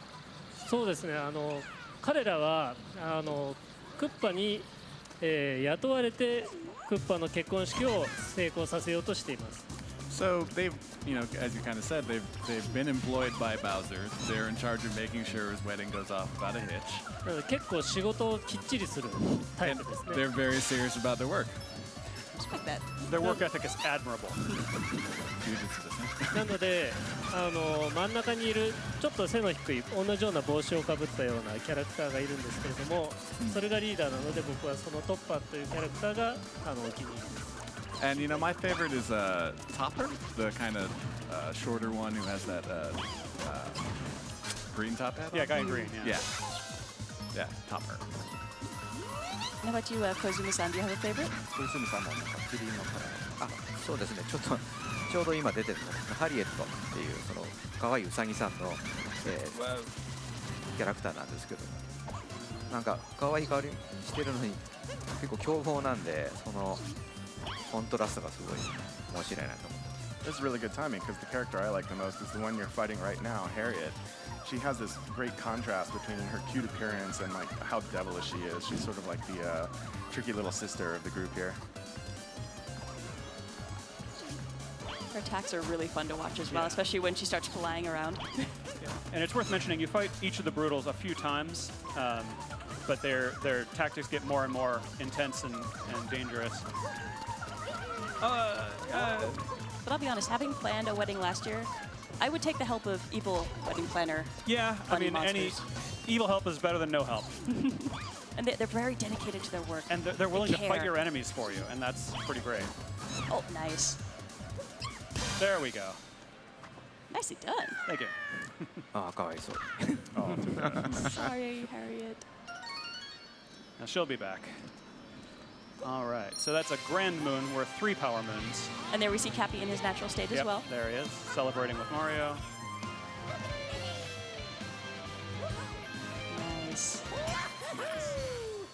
All right, so that's what we have for gameplay for right now. But Yeah, we did we have can't show one too more much little else. feature, I believe.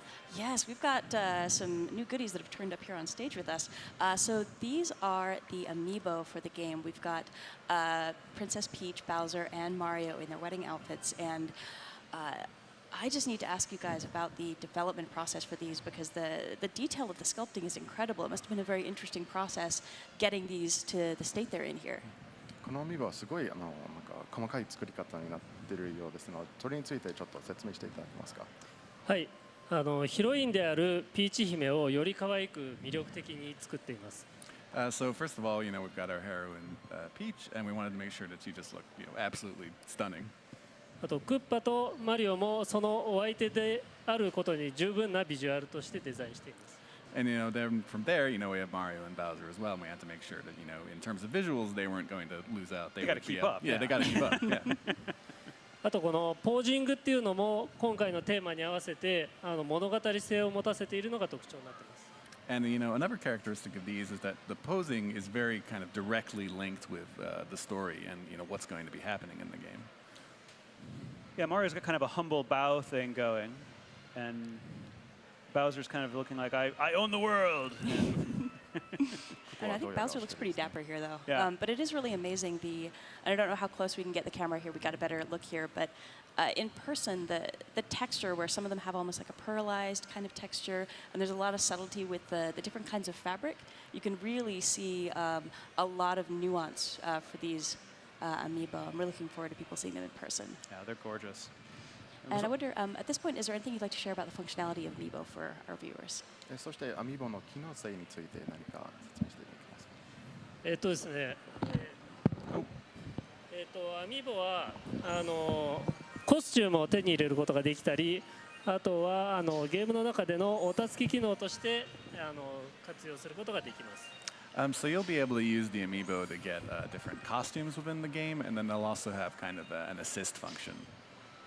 And we do have existing Amiibo that are supported as well. I think we'll be talking more about that at a later point. But I think that's all we're allowed to show for right now, unfortunately. Right now. We'll be showing more of this game later on Yes, in we'll the definitely do stream, that. of course. But Murukura-san and Koizumi-san, thank you again so much for joining us here and sharing some of the insight about the development process of the game. 今日来ていただきありがとうございました。ありがとうございました。ありがとうございました。Thank you very much. Thank you. And folks who are watching, thank you so much for joining us. We're going to be back in a few seconds here with our next segment, so please don't go anywhere.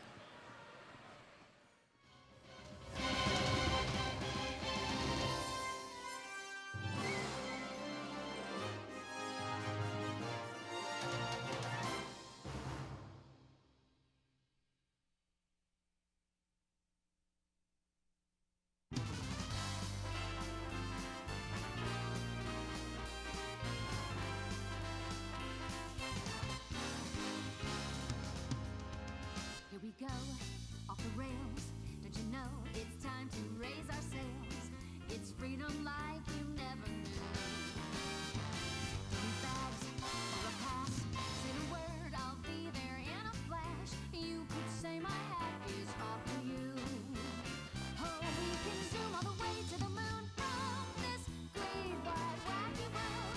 Jump with me, girl, coins with me, oh yeah. It's time to jump up in the air. Jump up, don't be scared. Jump up and your cares will soar away. And if the dark clouds start to swirl, don't feel a shed a tear, 'cause I'll be your one-up girl. So let's all jump up super high, high up in the sky. There's no how we're up like dancing. You know that you're my superstar. No one else can take me this far. I'm flipping the switch. Get ready for this. So let's do the Odyssey. Odyssey, yes, see. Odyssey, yes, see. Odyssey, yes, see. Odyssey, yes, see. Odyssey, yes, see. Odyssey, yes, see. Odyssey, yes, see. Odyssey, Odyssey.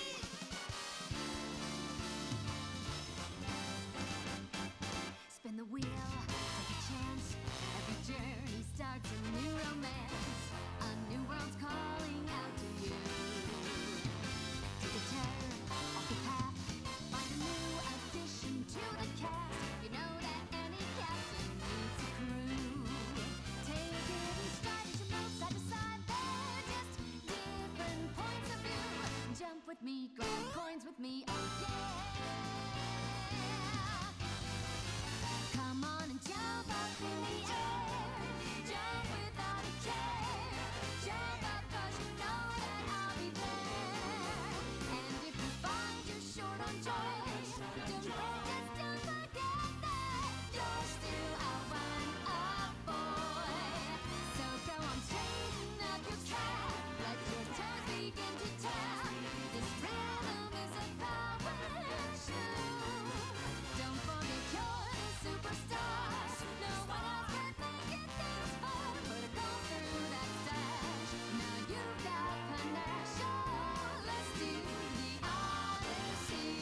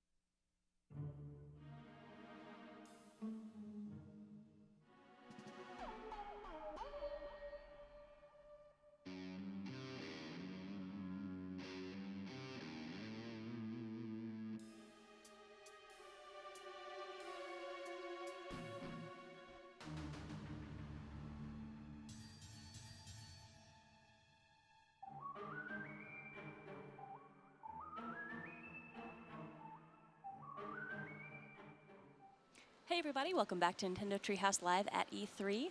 I'm Sam from the Treehouse, and for this segment I'm joined by my colleagues Reggie and Teresa. So Reggie, how you feeling? Oh, I'm feeling Spotlight. great. I'm feeling great. The spotlight was, as I said, direct to the point. The reaction by the fans has been fantastic. I mean, certainly Super Mario Odyssey and what we showed from that. The little snippet of Metroid Prime 4 had the fans just tremendously excited. And, you know, it continues our overall message of how we approach E3 and what it is that we're trying to do. For us, it's all about showcasing content, typically content that's near in. So obviously we showed a little bit of ARMS, a little bit of Splatoon 2, Xenoblade Chronicles 2 coming later on this year. And then we also showed a couple little snippets of things that are coming a little bit further along. But so far the reaction has been fantastic, and it just continues, right? And that's why we're here on Treehouse Live, a little bit more in-depth view of the games, and so far so good. Right on. I know we're kind of in the calm before the storm right now. The floor still isn't open, so we can actually still see the carpet. It hasn't been packed with people yet. You've had a chance to do some exploring around the booth. What do you think of New Dog City come to life here at E3? You know, the booth is fantastic. The team that we have that works on the booth design and the look and the feel, both from an NOA perspective as well as with the headquarter team at NCL, every year they are outdoing themselves. Last year it was the takeover with Breath of the Wild. This year it's all about New Donk City and creating an environment for consumers to really go deep into the game. About half of the booth is all about Super Mario Odyssey.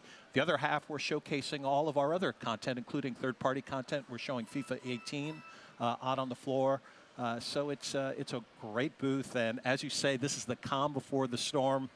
Just as I was coming in earlier, there are already thousands of people out there just waiting to come in. And typically when the doors open, it's like the running of the bulls and they all come crashing into our booth. So it's going to be fantastic.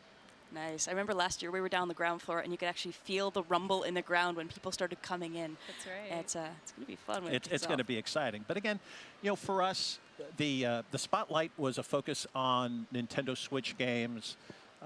What people don't understand is that as we construct our overall presence at E3, we're very thoughtful around what's the best way to show content. And so Nintendo 3DS is going to play a key role here on Treehouse Live. We've got content that we'll be showing today. We've got content that we'll be showing really throughout the 3 days that we're here.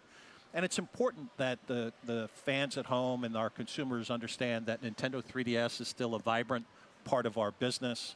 Obviously with Pokemon Ultra Sun, Pokemon Ultra Moon that was announced last week, that's going to be a fantastic holiday driver for us. We've got other great games coming, and you know, what people don't realize is that Nintendo 3DS was the only platform that grew last year in 2016 versus 2015. The only one. That's pretty impressive. And we've sold 66 million globally of Nintendo 3DS. Again, more than any other platform in this generation. People don't know that. I've got my handy-dandy new 2DS XL, and obviously in continuing to showcase new hardware. You know, for us, it's all about continuing to drive that momentum. It's nice that the family keeps growing. And now we've got this adorable little member to add to it as well. It is Exactly. really pretty. It is really pretty, and it really showcases great. I'm playing Miitopia, right? One of the fun things about my job is I get to play the games early. I'm playing Miitopia. I've got Miis of Mr. Aonuma, Mr. Miyamoto, Mr. Koizumi is in there. And of course, I had to have Bill as the Dark Lord, right? So I'm really enjoying it on my my new 2DS XL, and it's fantastic. It's pretty sweet when you can play games and you're like, it's work. I'm doing this because I have to do this. Well, you know, so a funny story is I'm playing Legend of Zelda Breath of the Wild and putting in a lot of hours in that. I've got my family saying, so, you know, you're doing this just for E3, right? You're doing this because you have to be able to show off and tell people you finished the game, blah, blah, blah. Yeah, and it's like, no, I'm doing it because I enjoy it and I want to do it. And so it's fantastic. I don't know. Using the work excuse might be a good way to get out of chores. You're like, sorry, honey, I have to do this. I have to keep playing this game. It doesn't work that way. It doesn't work that way. It means I have to play early in the morning or late at night. So, But And actually thinking of other things that we've got going on in the booth here and just over the course of E3, we probably should touch a little bit on the tournament activity we've going on, because right below us there's a pretty boss stage that has been constructed.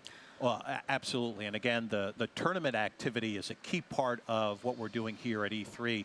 3 different tournaments, starting off with Splatoon 2 later on today. Then we've got Pokken Tournament DX. We've got ARMS. Hopefully everyone saw how I humiliated Jeff Keighley playing ARMS on his show. But that game is going to really show well, I think, from the tournament scene standpoint.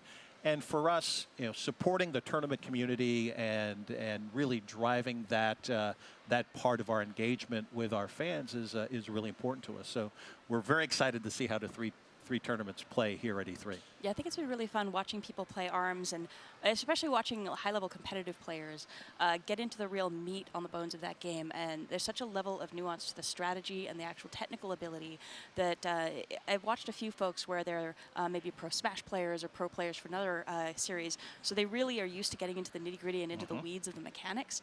And you'll just see their eyes light up as they start playing ARMS. It's, oh, I'm getting this. Well, this has got some interesting depth and flexibility to it. And I mean, even within the office, watching who's been picking which character as their mains and how we're gradually sort of growing as players as we're duking it out against one another. But it's been a real fun ride. It's going to be exciting. I'm really excited to see how the players we have showcase that game, how they showcase Pokken Tournament as well. I saw a little bit of the pre-gaming going on, and that's going to be fantastic. So it's going to be very exciting for us. So what else are you thinking as far as some must-see titles that we got going on here? Because we've got a lot to cover. Well, we've got a lot. I mean, you know, again, everything that we have on the floor here is showcasing and showing off fantastically well. I'm pleased to see the third-party support. We've got Rabbids on our show floor. Ubisoft obviously has that game in their area. That is really fun. I've been able to get my hands on that game. That is really fun to play. So it's going to be very exciting. We've got Fire Emblem Warriors here on our booth. That game is showcasing well. Really, everything we have shows so well, and I'm really thrilled to see what we're doing with third party as well. And if we can jump to this, I think on this subject of cool titles, you've actually got something. A surprise for us, maybe? I have a nice little surprise, right? And I said when I was with Keighley that literally within the first hour of Treehouse Live, we would be breaking news. And that is what Treehouse Live is going to be doing all through the next 3 days. So we have some news. We have a world premiere of a new game. This is a Nintendo 3DS game that'll be launching later on this year. We're going to play for you the video for this new game, and then Teresa's going to demo it, and we've got the developers who are going to come talk about it as well. World premiere game announcement on Nintendo 3DS just for you.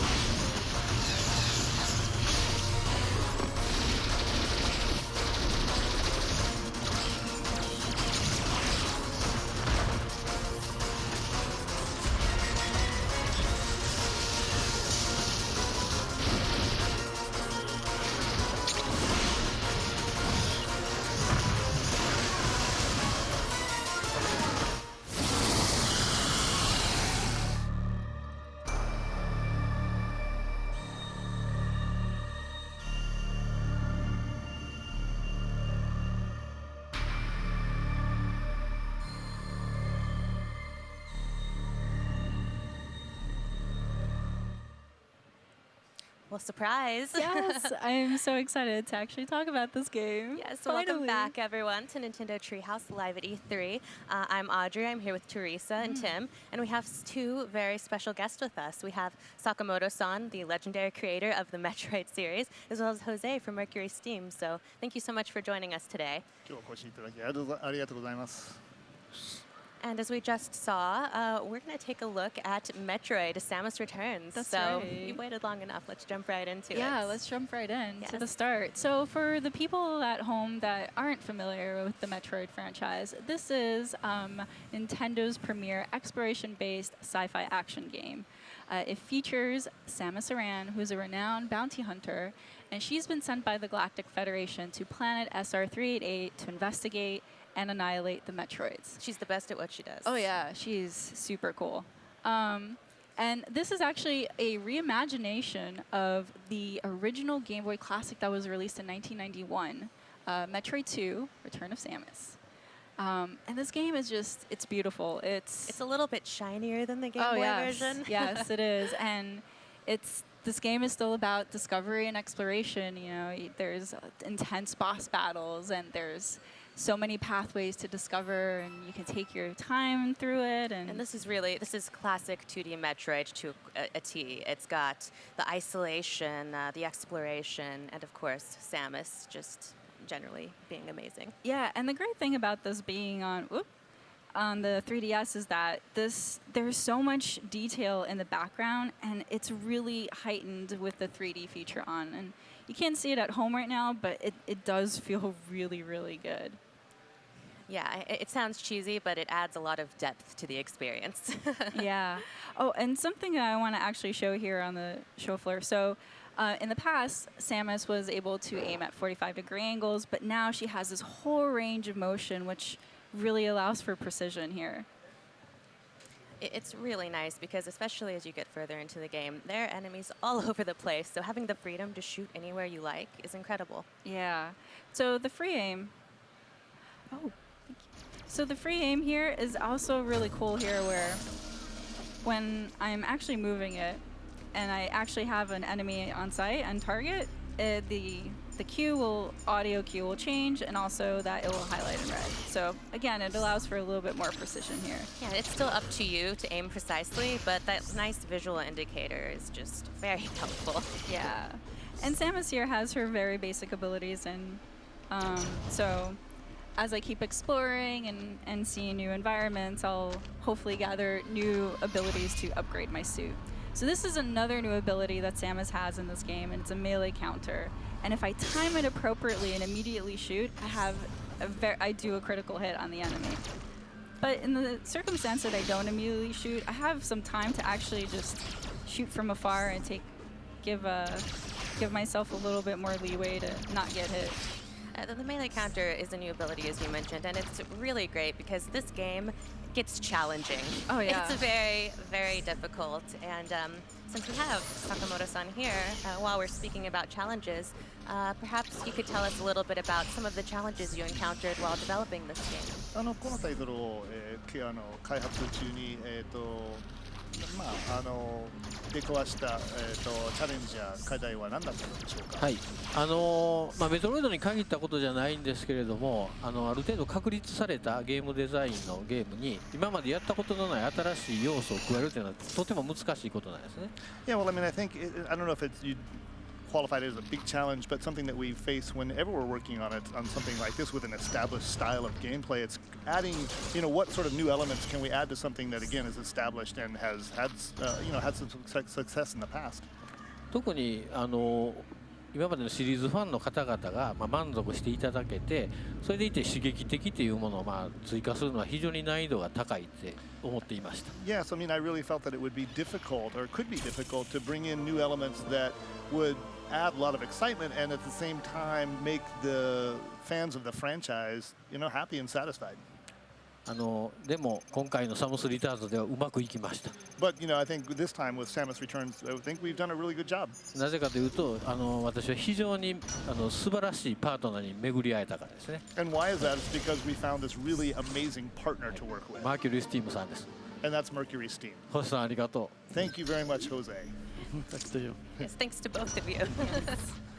And as we were speaking, you actually got Samus's legendary Morph Ball ability. I did, and this is very, very handy to get, as you can see through certain tunnels here. Here's a save station, which I don't quite need right now. So I'm going to keep on going and exploring this area. And here, this is a pretty bleak area from where I just was. And you'll see this gate here. And this is a little different from the original game. Yeah, it definitely is. And for people that haven't played the Metroid 2 in the past, this purple liquid is actually very painful. And I'll just kind of... Yeah, don't... Oh, yep. She did it. Yeah. Ow.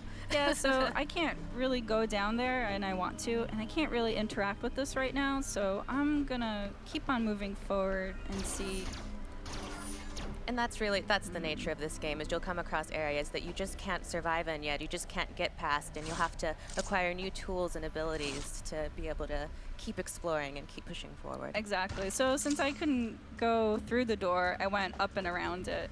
So I'm gonna keep on moving forward, and this is also a brand new feature to the Metroid franchise. These are Aeon abilities. Aeon is a very mystical and powerful energy source, and they actually give abilities to Samus that are very different from the technical upgrades that she gets for her suit. So this one that I just gathered is called the Scan Pulse. And what it does is that... I should remind people that the Aeon abilities are actually not... They're limited. You can't just spam them whenever you want to. And so they'll have their own energy, and you'll have to gather power-ups for them, and also more energy in order to refill that tank. So just to showcase... one is Scan Pulse. Yeah, so to showcase the Scan Pulse, if you see the bottom screen, the map usually kind of explores once you start moving, but if I use the Scan Pulse, it'll actually open up this quadrant of map already for me. And also on the upper screen, it'll show these blocks that I can easily break. So now I know that, oh, there was an actual hidden path there. So.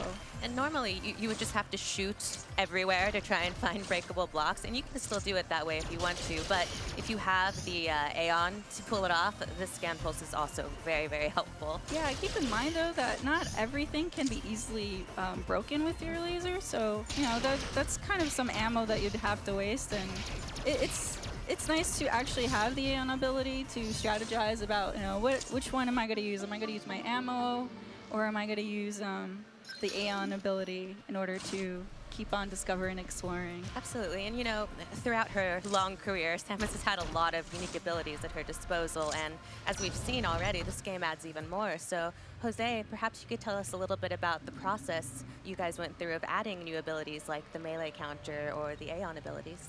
Yes, well, from the beginning, Sakamoto-san wanted Metroid team to challenge ourselves to bring new ideas to the series. So we were given freedom to prototype a lot of different ideas and mechanics and see which ones would better fit within the Metroid universe. And once these ideas and mechanics were discovered, it was just a matter of iterating and polishing the design. Oh, wonderful. They really add a lot to the experience, so good work. Yes, they do. So here's an energy station, and I'm a little bit low, so I'm just gonna take that. You It's free. always want to take advantage of those energy stations. Every little bit of health matters. Yeah, for sure.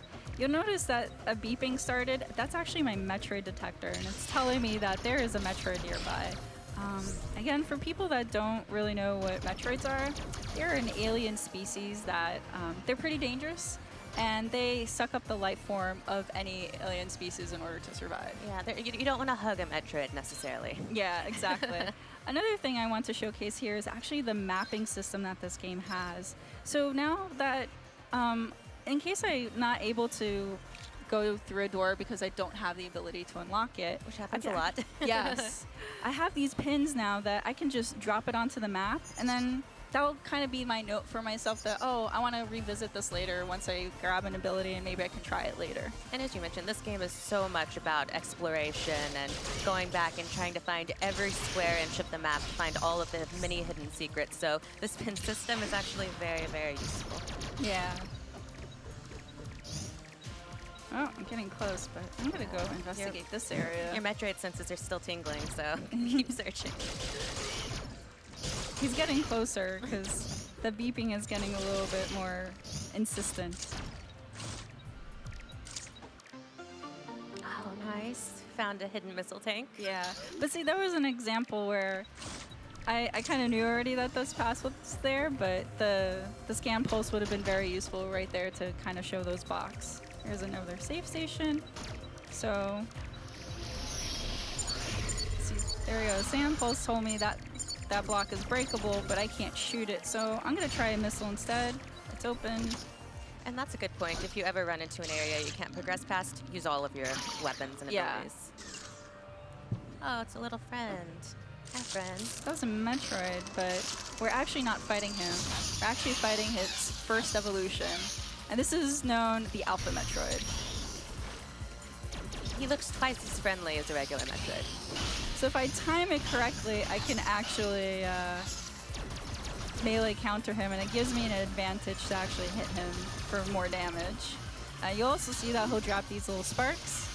If I actually hit those sparks, I'll get more ammo replenishment. So in case I end up using all of my missiles, I could always go around him and try to shoot those in order to get more missiles. Nice melee countering.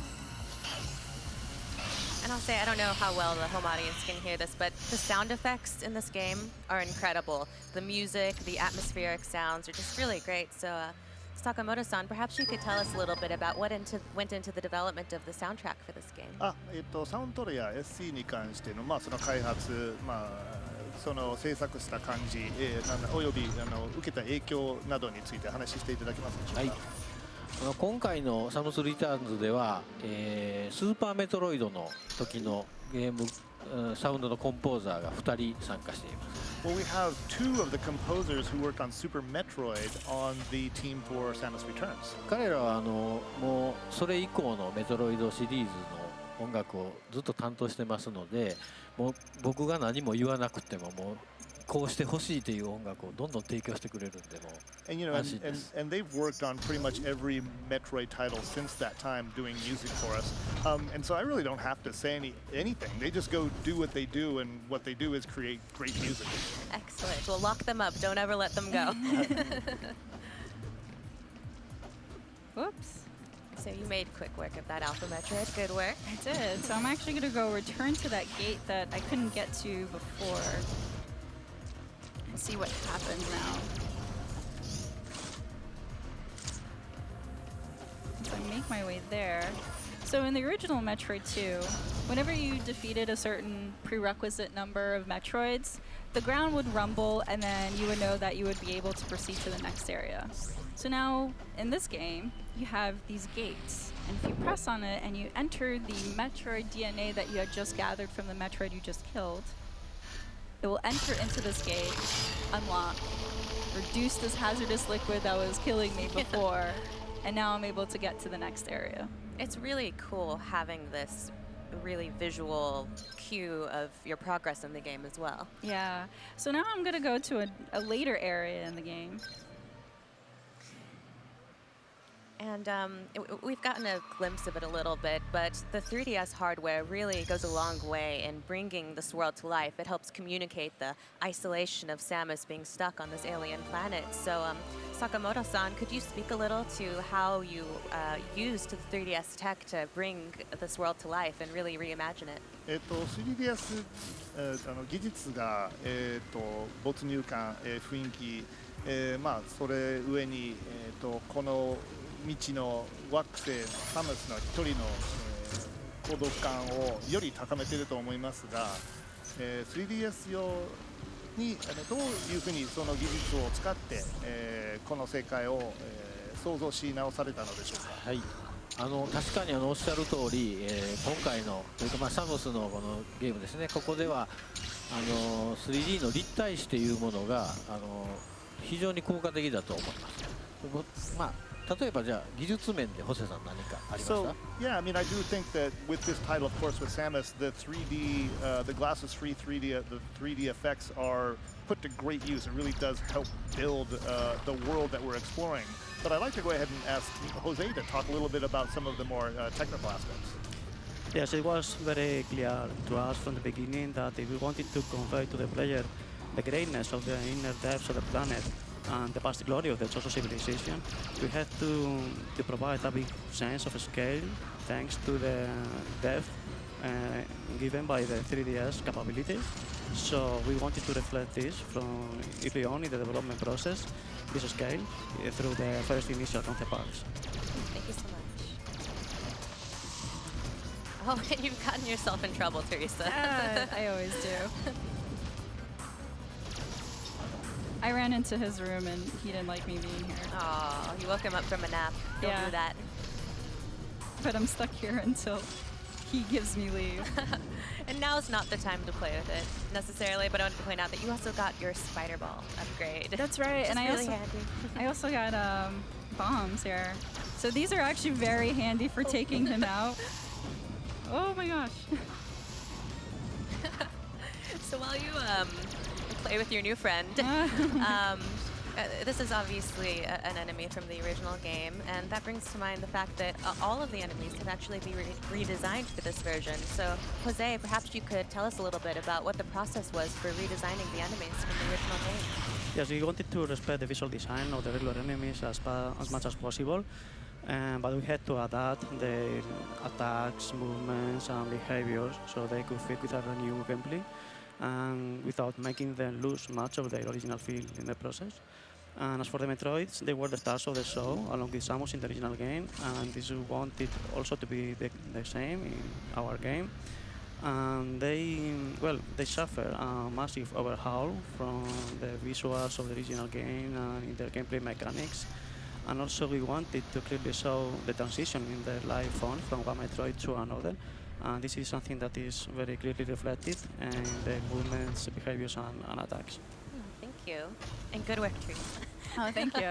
So I could actually take the spider ball, and the spider ball is actually an ability here that's very, very unique to Metroid 2. But I'm actually going to do a very hard technique that I'm not doing very good right now. I swear I practiced this. The bomb jump. Oh no. All right, well, let's Metroid try. fans have spent hours trying to get to the craziest places using bomb jump. Oh no.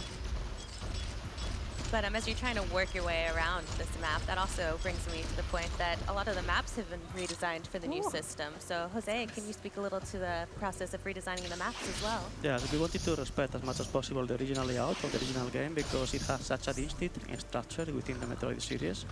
And well, we wanted to add a lot of new things because we wanted to be felt also new. And we added lots of sections different from the original game because we wanted to accommodate all of our gameplay needs. And also we wanted the game to be more, the exploration to be more dynamic and diverse than in the original game, introducing some classic abilities from other games in the series but that were not present in the original game. And also we added some new, of course, special abilities that are unique to this title. So the combination of both made us realize some very interesting situations regarding level design for players to actively figure out their way forward in new ways. Thank you. Actually, before I take this elevator, I want to show this. This is also a new feature to Metroid Samus Returns, and it's a teleport station. This actually helps a lot with the mobility of the game, where instead of backtracking all the way through previous areas, you could actually use the teleport to quickly jump into a new area. And this actually really helps when you're trying to gather some items that you weren't able to in the past or explore new pathways that you weren't able to before. I'm not going to take it right now. I'm actually going to go back and take this elevator to a new area. But you're right, it's such a huge addition to the game, being able to more quickly get to the areas you've already been to and find all those juicy secrets you weren't able to get at before. Well, because like gathering all these items, it actually rewards you in the end because it does get more difficult really as hard. you further get into the planet, and the baddies do get really hard. So you definitely want to get all those upgrades and the items, and it rewards you. But you can also choose not to if you want a challenge. So I've visited previous lava rooms before, so I know that this red door looks a little bit dangerous, but I'm gonna go in anyway just to show. You're a rebel.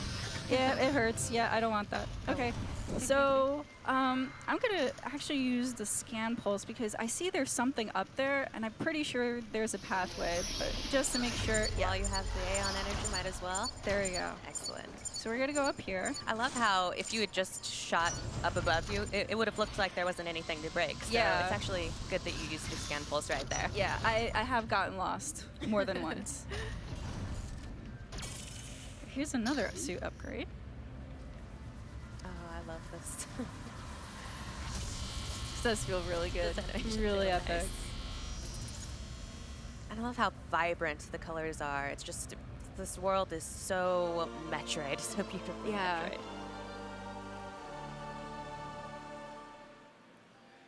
And it's just, again, it's really cool when the 3D feature is on because you get to see all the stuff that's happened in the background. But yeah, so I'm gonna go in here. You know, Samus has her classic suit. Yeah, her various suit. So I can't go here, so let's try going back to the way we came from. Whoop. Oh, that was close. That was close. That was very close. I like to play dangerously. And now you can survive the very, Yes. very hot So lava. we're gonna explore this room now. And we could always go back and explore other lava rooms to see what we missed. I have to point out that this is all one planet, this is all SR388, but look how different the environments are. It's a big planet. Oh, so yeah. There's a lot of different areas And and, there's a lot of variety. so much variety, yeah. And every area is just so colorful and unique on its own. So here I'm going to show a new Aeon ability called Lightning Armor. And what it does, it gives this green glow to Samus, but also overcharges my melee and lets me go through enemies without taking much damage. But it does take away from my Aeon pool. And so I want to actually save it in case I need it later. Yeah, every time you get hit, it actually makes your Aeon gauge go down. So you That's right. can't just run foolishly through a group of enemies unless you want to feel a lot of pain. Yeah, so here's another door that I'm unfortunately not able to get in through. So I'm going to do another pin here. But I'm also going to show here, there's this information screen that will actually see, it will show different items that are shown in the map. And if you're not quite sure what that icon means, it will actually tell you here. And it will actually unlock too once you've discovered it and you know how to interact with it. So definitely keep an eye on these because these are actually really informative. It'll help you remember what you already know. Yeah. And we've already seen a few new Chozo artifacts, but that brings me to the question. Sakamoto-san, can you tell us a little bit about the decision to integrate more Chozo artifacts into this version of the game? 他のメトロイドゲームに比べて、この作品は、より多く彫像の作り出したものがあると思いますが、その背景について教えていただけますか。はい、このゲームの舞台になっている SR388 という惑星は彫像文明が栄えて、そして滅んでしまったという非常に謎を秘めた舞台なんですね。So, you know, this game is set on SR388, and it's a planet that was home to the Chozo civilization at one point, and so it saw the Chozo flourish, and it also saw them crumble. So this whole area has this historical background of being a place just sort of filled with lots of riddles. なので彫像文明の遺跡であるとかそういったものがたくさん、はい、あるわけですね。So that's why you see all of these again Chozo ruins that you mentioned throughout the game. サムスリターンズ遊んでいただくとその文明の謎がある程度わかるんじゃないかなと思って。And I think if you get a chance to play Samus Returns, you might find some of the answers to the riddles that the Chozo civilization left behind. What a tease he is. さらに謎が深まるんじゃないかなと。But it is possible that there may be some new and more intriguing riddles introduced through the game as well. Fine, I guess everyone's just gonna have to wait and see. ネタバレしないようにね、はい、自分で皆さん頑張ってプレイしてもらいたいですね。And Teresa, you've gotten yourself into trouble again. I did. So this is the second evolution of the Metroid species. This is the Gamma. I was able to do a counter melee on him finally as he came up close to me. But I'm also going to use Ice Beam because it seems to be really weak to his nucleus. So I'm just going to keep on attacking him. But yeah, he's got a dynamic set of moves. He's swooping down on me. He's throwing electricity on me. But that's a good point. If you're ever fighting an enemy or a boss and your weapon of choice doesn't seem to be making a big dent, try one of your other weapons or abilities because they might be a little more successful. And since I'm a little bit low on health, I'm going to feel safer if I put on my lightning armor. So I'm just going to go here. You've made him mad. Yeah, he is not happy with me.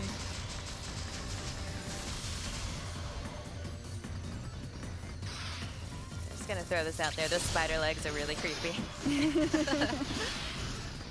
Yeah, I'm not a fan of spiders, so yeah, this guy creeps me out. Oh, he's turned red though, so you're doing well. Yes, almost there. I should be almost there. And that's another kind of visual indicator to show you that you're getting closer to making mincemeat of this guy. Yeah, and there's all those audio cues too for when's the right time to, oh boy. When's the right time to melee him. So it only happens when he goes down on the ground, but yes, I was able to successfully kill him. Good work.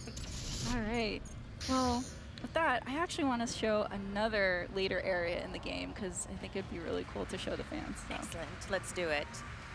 So while you switch to your other save file, Sakamoto-san and Jose, we were hoping you could tell us a little bit about how you went about balancing this game, because there's obviously a lot of abilities, and it must have been difficult to balance making them feel useful to players without taking away from the challenge. やはり新しい要素をゲームに追加するとそのバランス取るのが大変難しいと思います。やはりまあ十分な能力を提供したいけれども簡単になりすぎたら困るし、どうやってそのバランスを取ったのでしょうか。はい。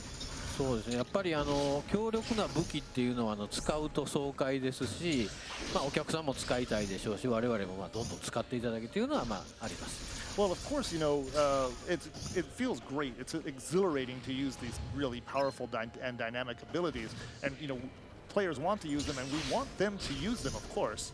ただそれをやたら使ってしまうとゲームがすごく簡単になりすぎたりとか、あと新鮮味が失われたり緊張感が失われていったりして、どんどん刺激がなくなっていって価値が下がってしまうという懸念があるわけです。But one of the things we have to be careful of is if we overuse them, if we make them too powerful, it reduces some of the tension that you feel in the game, and it sort of has the counter effect of actually reducing the excitement and sort of again that thrill that we want players to feel. So again, it's a really delicate balance. サムスリターンズでいうとビームバーストっていうその連射ができる機能があって、これが一番その例に今打ちましたね。これのバランスと非常に難しくて、やはり消費量であるとかその効果であるとかその供給量、このバランスをうまく整えるのに非常にチューニングを繰り返しまして、マーキュリースティームさんにもいろいろとご迷惑かけたんじゃないかなと思います。Well, yeah, and I think a good example of some of the difficulty in that fine tuning is what we just saw on screen. It's this beam burst. And what's difficult again about finding that balance is you have to measure the effect of the weapon, and you also have to take into consideration the amount of energy it uses and the supply of energy that's available to you, and trying to come up with again a balance that works throughout the game and keeps all of those factors in mind. It can be quite challenging. I think we put quite a load on Mercury's team and having them do that, but I think they did a remarkably good job.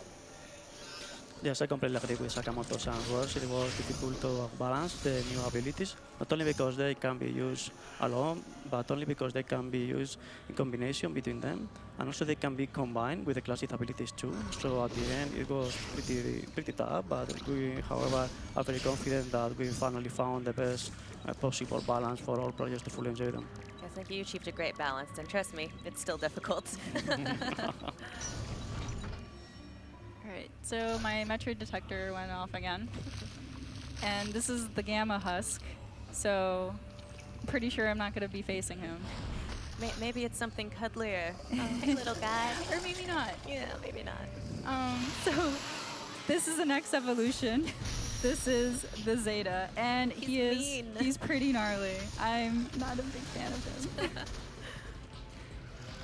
And as Sakamoto-san was saying that about the beam burst, I actually wanted to showcase this other Aeon ability because it is so it's so cool and it feels really powerful. Oh, and I missed my moment to the melee counter. He does so much damage too. He does. But I'm going to use a combination of abilities here, from missile to grapple to beam burst.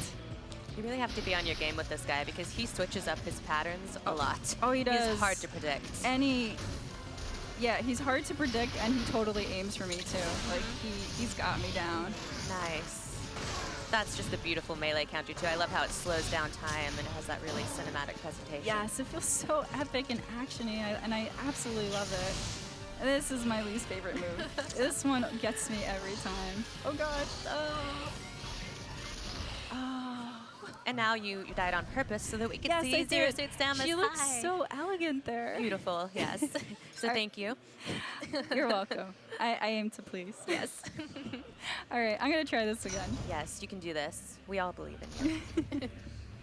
I'm gonna skip the cutscene 'cause I can. I'm gonna get right into that. All right. Nice melee counter right off the top. Oh, he was nice enough to give it to me, so I'll take it. Yes.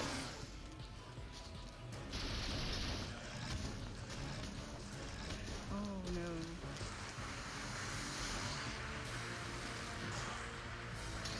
To the other side, so I got a good shot of his nucleus. You know, he's not invited to your birthday party anymore. No. He ruined it. I like green, but not in my face. No. And as we're showcasing here, the new abilities, your beam burst there, your lightning armor, they add to the experience, but as to the balance they were talking about earlier, they definitely don't make it easier. You have the ion gauge, and you can't spam these abilities at all. I mean, I think you're already out of them, so. Oh, again. It's all right. Third time's the charm. He's pretty strong. Yeah, he's pretty awful. I'm hopeful that this third time I can get it. Yes. You have the power of Samus at your disposal. I have all her abilities. All right, let's try this again.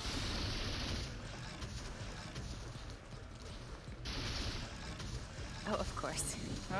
Oh, I missed him. He missed me at that time. That was lucky.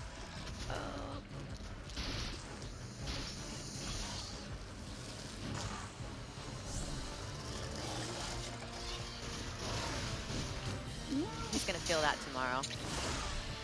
Hope so. So mean.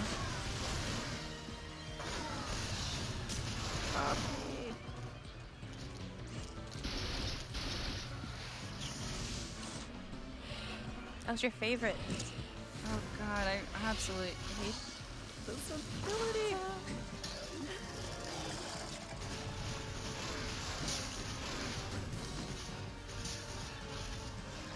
You know, he's more afraid of you than you are of him. Remember Is that really That's the case? truth. I don't think he cares much about me. Oof.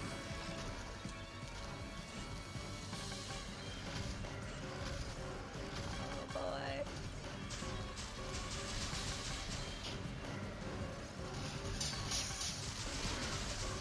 Just when you think you have a handle on it, he switches it up.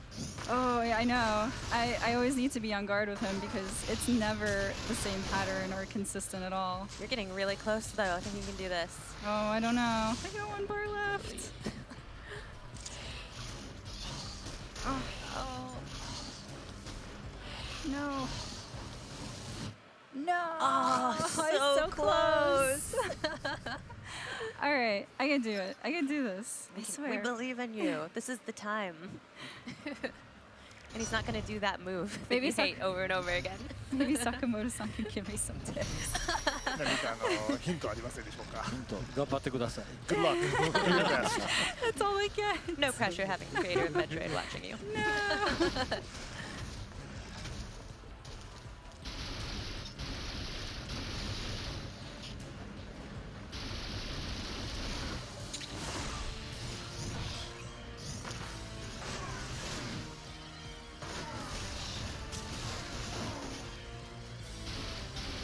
I love how dynamic the beam burst looks.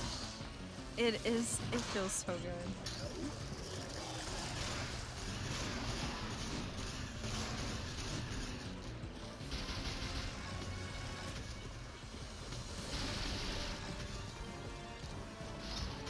Ah. And I ran out of Aeon energy. Ah, that was my best one. Oh no. Gotta do it the old-fashioned way now.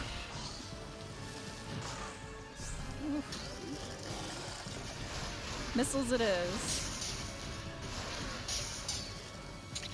Oh. Oh, that was close. Come at me. Come on. Just stay down. Yes. Oh, finished with the melee counter. That's beautiful. Yes. Well worth the wait. Thank you. Good work, Teresa. Well, that is all we have to show for game footage, but we do have some cool announcements to also show to the folks at home, so Yes. I'm really excited. Shall we? Oh, we shall. All right, so as you probably might have seen in the very beginning of the game, the surface area, Amiibo functionality is active in this game. It does support the two Samus, the Zero Suit Samus and the regular Samus from the Super Smash Brothers line, but there's also two new Amiibo that we're so excited to show you guys. So we actually have them right here. I'm gonna ask you to hold, actually no, I'm gonna give you the honors of holding him because he's so awesome. My little friend. So you get the Metroid, and this is the best part. He's actually squishy. He's actually feels like a Metroid. It's so cool. And he's like breaking out of this little case and everything. Yup. And then you also have Samus, again, here, but she's in her classic Metroid 2 pose, and that is just so, so cool. Like, the amount of detail that's around her, it's so amazing. She feels so cool. And So, then yeah. these are going to be great additions to my collection, maybe your collection. Oh yeah, definitely Yes. my collection. I'm a super big fan of Metroid. So we can't unfortunately tell you what the functionality is in this segment, but we will announce it at a later time. But we wanted to show you these because they're so, so cool. Yes. Yes, and before we go, Yeah. we wanted to ask if Sakamoto-san and Jose have any final thoughts they'd like to tell our studio. 最後に何か一言か何か発表したいこと何かありますでしょうかね。どうしたんですか？ Yes, I wanted to thank Sakamoto-san and Nintendo for relying on us to develop this new Metroid game. So thank you so much. Yeah. 私たちもマーキュリー・スティームさんというすごくいいパートナーに巡り会えて2D メトロイドの可能性をすごく広げることができて非常にハッピーです。 Yeah, I think Thank you. we are very happy, of course, to have come, been lucky enough to team up with Mercury Steam on this project, and we really feel that the world, the potential for the 2D Metroid franchise has really just opened up for us a lot. So thank you so much. そしてもう一つあれですよね、お知らせが And I あ got るん one ですよ other ね。 thing I'd like to talk about today. Oh boy. what is it? 実はまだ映画出ないんですか？実は、今回のサムスリターンズでは、スペシャルエディションですね、特典付きのものも発売されます。 Yeah, so we've actually.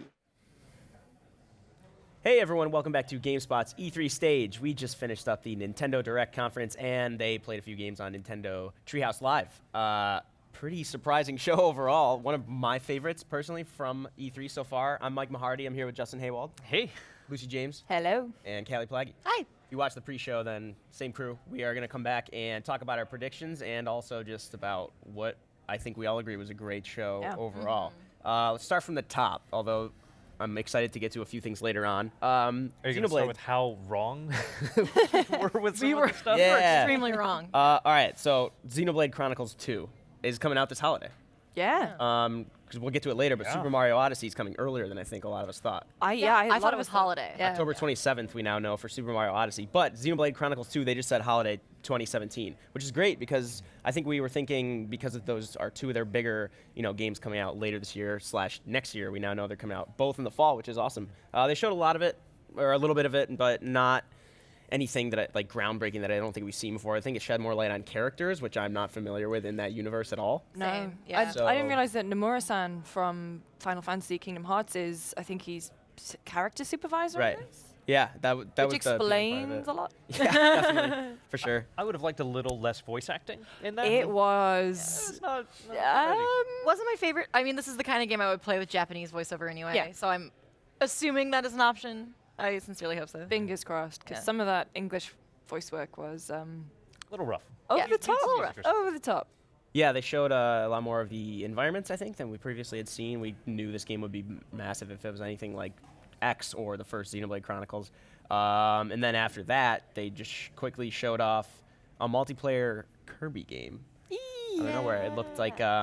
It almost, when they were fighting bosses, like I'm semi-familiar with like Kirby games in general, but later on in this demo, it looked like it was almost like a beat 'em up boss. Yeah. Kind of. It looks like it's very combat heavy, but also platforming as well. You'll see soon 4-player co-op, if I'm not mistaken. Kirby Cuphead. Yeah, although looks like you can play it by yourself still. Yeah. We'll actually be playing, Lucy, you'll be playing this game with Nintendo I think later on today? Tomorrow. Tomorrow, cool. Well, that might be on our live stage. Either way, we'll have that out this week, so we'll get to see more of that. What do you guys think of this? It's exciting? Oh, it just looks so adorable. Oh, I love Kirby. I remember playing Crystal Shards on 64, and I just am excited to have another Kirby game to play. HD Kirby in particular. Yeah, I mean, he's just so cute. Remember the pre-show I was saying outside of Splatoon 2, I kind of want a multiplayer experience for the Switch, and co-op platforming Kirby sounds awesome. Yeah, they really brought what you wanted. Which I know. Is cool. They honestly, there were not many things we wanted that they didn't show. That is yeah, just. That is so not true. But please. Okay. So they didn't. Let's get into this actually. No virtual console news. No virtual console news. No Mother 3 news. No Animal Crossing news. No Animal Crossing. That's the deep cut. The worst conference ever. They didn't show Animal Crossing.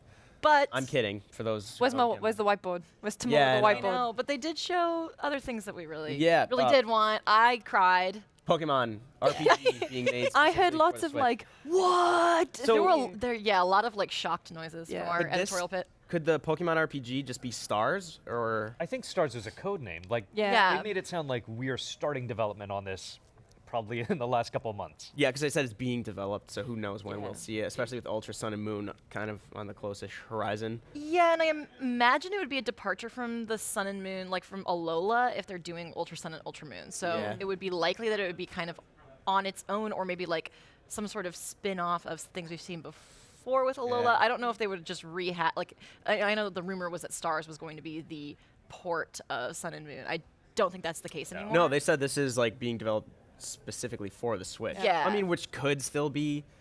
That wouldn't really be a port. This could. I mean, It maybe could the be wording is hazy, but it sounded like, from what they said, maybe I'm just hearing this because the rest of the conference was pretty good. Yeah, I don't know if you saw Nick Robinson tweeted like, okay, how casually he said this, like from behind a desk for the first time in the series, 20-year history. It's like, oh yeah, and we're doing a console. Yeah, by the way. Yeah. By the way.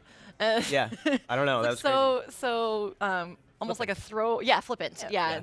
But I'm still very excited for that. Then the next thing, which is the first of a couple in this franchise, surprises from it, all of a sudden just a little bit of music and Metroid Prime 4 title screenish like logo came up. There was a lot of Crazy. excitement. It was very fast. Yeah. And it was like nestled in between Pokemon RPG, casual announcement, and Yoshi. But here we got the Metroid Prime 4 little cinematic like logo menu screenish kind of thing. Like they could have closed with this. Like Yeah. even after as cool as Super Well, Mario that's what you Odyssey said. is. You Like, thought that would happen. This seems like something you close with. They like, should have closed with this. Yeah. Yeah. Because what else could that have been? When you see 4, do you just assume? Because like Well, so Prime we- and Corruption weren't, or sorry, Echoes and Corruption weren't numbered. They were just Right. called the Yeah. subtitles. So then 4 is an odd Well, departure, but it makes sense. It is when the you- 4th Metroid Prime game. when you see sort of like the space stuff, a couple of us were like, oh, is this Skyrim? And then the 4 came up, and we were like, definitely not Skyrim. Like the perk menu on. Yeah, it Skyrim. looks like the yeah, perk menu. Yeah. So. Wow. That's pretty awesome. Yeah. No idea, no other details on that. I think people can expect what it might look like. Obviously, first-person Metroidvania in a 3D world, but It's super exciting, but it also for me highlighted a little bit like I want an answer for how Virtual Console, how people will be able to access the Metroid Prime trilogy, because right now on Switch that's not something you can play, and I feel like they'll have an answer to that that'll sometime come soon. before I would this. say. Did you all play all 3? No, I didn't play all 3. All 3. I did back in the day. I actually liked Echoes more than a lot of people, but I think Corruption is my favorite of the 3, honestly. The first one's like a classic, but I really like Corruption. But anyway, although that was awesome, I do have to move on because of time. Just you probably know it's a good conference if I have to move on from Metroid Prime 4. New Yoshi game, like side-scrolling 2D. Adorable. Well, I was sat next to Callie and I was like, it looks like Fez. Yoshi Fez. was Yoshi Yeah. With Fez, the perspective changes. Yeah, it reminded me of nostalgically reminded me of Yoshi's Story. Did you ever play that game, which most people don't like? Oh, I have a soft spot for it. I played the heck out of Yoshi's Story. I do have a soft spot for that game. There is a little bit of perspective stuff in Yoshi's Woolly World, but not to this extent. So it seems like they're kind of iterating on that. But I Yeah. just think Yoshi's so adorable. So cute. It's like I will always be happy to see Yoshi in a conference. Yeah. I'll play the hell out of this. Fire Emblem Warriors, we expected to see that. They showed like Marth. What else did we see? They showed up a few characters. They but- showed Marth, another game that I will play with the Japanese VO. For Yeah, sure. the voiceover is really bad. It seems like anytime they do like English voiceovers, it's just this really heavy like regal track playing the whole time, Yeah. and then voices coming in with these really cliched lines. I'll never let words go. coming in. Yeah, mother. Yeah, I won't get into this too much, but I think it does have to do with not being able to translate the Japanese tone very well Yeah. in some cases. That happens very frequently. Yep. But yeah, we expected to see that. And then, of course, they brought up Zelda DLC, which we had the hunch that they might release it during the show, which And they I was did not. so wrong, but it's coming soon. I'm so relieved. June 30th will be. There's a few. I only wrote down a few, but Trial of the Sword, Heroes Path mode, and the Master mode, as well as there are a few other things. You have like different equipment now. You can upgrade the Master Sword. I think that's in Master mode. But Trial of the Sword is kind of like that Cave of Trials-ish thing. I think I'm. Eventim Island? It's kind of like Eventide Island, but in Twilight Princess, they had the Cave of Trials. right. I think I might be butchering what the name was, but you fight through different waves. You start off with nothing, get to the end, and I think that's how you power up your Master Sword, if I'm not mistaken. But that's coming June 30th.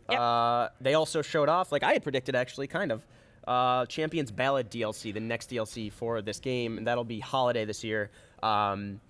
Still unclear. I told you maybe it's a prequel when you're playing through stuff with. It's called the Champions Ballad because it's Mipha, Daruk, Revali, and Urbosa, the 4 champions that help Link out in the past before Breath of the Wild, and they also come into play in the game, but we don't have to get too much into it. But that would make the most sense because it would allow them to reuse areas without having to recreate an entirely new Zelda. Yeah. And it also makes sense because they showed off those Amiibo that are based on your. Those are awesome. I don't normally go all in for Amiibo. They showed the Metroid one later on, which is really cool, but these ones I are only great. have like 30 or 40 Amiibo. So I was wondering if it is going to be a prequel or something. Maybe the Amiibo brings them in as companions. That's kind of grandiose to think about, or just like new equipment that you'll get when you put those on. I don't know. That's I do want to thinking point small. out. Sorry, I do want to point out that Zelda.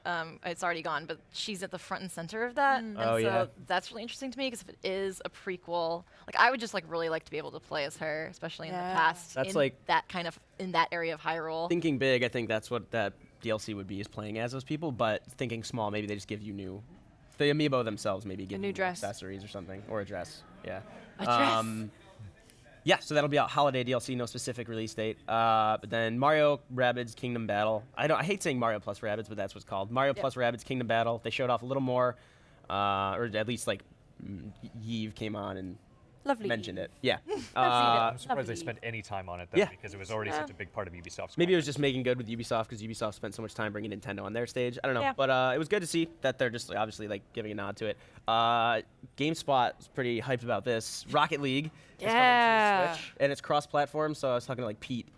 He said it would probably just be with PC, just like. So it's also Xbox One. They announced this afterward, not during the Oh, so presentation. Xbox One and Switch people can play each other. Oh, that's awesome. Okay, cool. Yeah, cross-network support, and then new accessories and cars. I don't think they showed the cars yet, but they showed Mario's No, hat on. They showed the little hat. Yeah, they showed Mario's hat on the traditional Rocket League car. The only sad thing about that is it's not coming until the holiday as well. Like that's a much Yeah. later. I was Yeah. hoping that would be closer to now. Yeah. Like holidays 2017 is getting so packed. Like we were just talking about it there. It's like you've got all of Bethesda stuff coming out, Call of Duty, Assassin's Creed, and now all of the Mario Odyssey.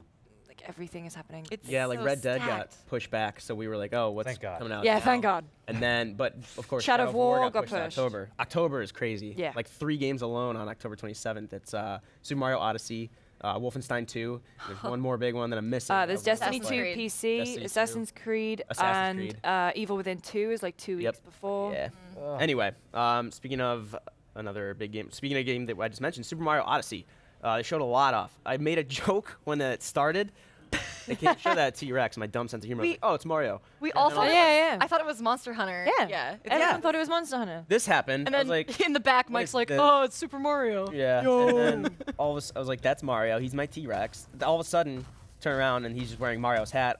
Remember we were talking about, we wonder what the gameplay conceit for this game would be. Apparently, you can just, among other things, like platforming with a hat and using it as like a Captain America shield weapon. You can also just throw it at things and transform into them, including T-Rexes, bullet bills, Goombas, I'm assuming like Koopa Troopas or something. Get that mimic ability. Humans, Yeah. like actual humans. Yeah, you said it's like praise mimic ability. And inanimate objects, like when you Rockets, blast ships.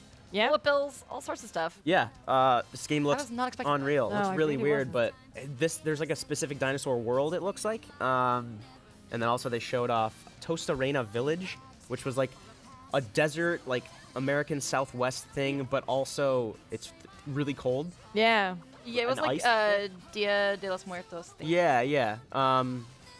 And then just a lot of different stuff. It Oh, this was cool. Pure unadulterated joy throughout this whole demo. Yeah. It does look quirky as hell. We but were, yeah, we you were turn just sat here just toggle going, that mustache. what? Every time he transformed into something new, like everyone in the war room was just freaking out. Yeah. And now that they show more of that off, I can actually say at GameSpot we will be playing that in like not too long, like Yeah. an hour Very or two. soon, yeah. Yeah. So they'll be back here after we close out this and talk to a few other people. And then the next Metroid announcement, Metroid Samus Returns, which is a reimagining of Metroid 2, Return of Samus on Game Boy. So it's also by Mercury Steam, who, if you don't know, did Castlevania Lord of Shadow 1 and 2 and the 3DS title Mirror of Fate. So it's kind of like which was really good. Yeah, it was like a 2.5D side-scroller Metroidvania. This is coming out on September 15th, and they played this for about half an hour on the Treehouse Live. Yeah. Like, if you want to go check that out again, we'll have that up. They played a lot of it from the Treehouse.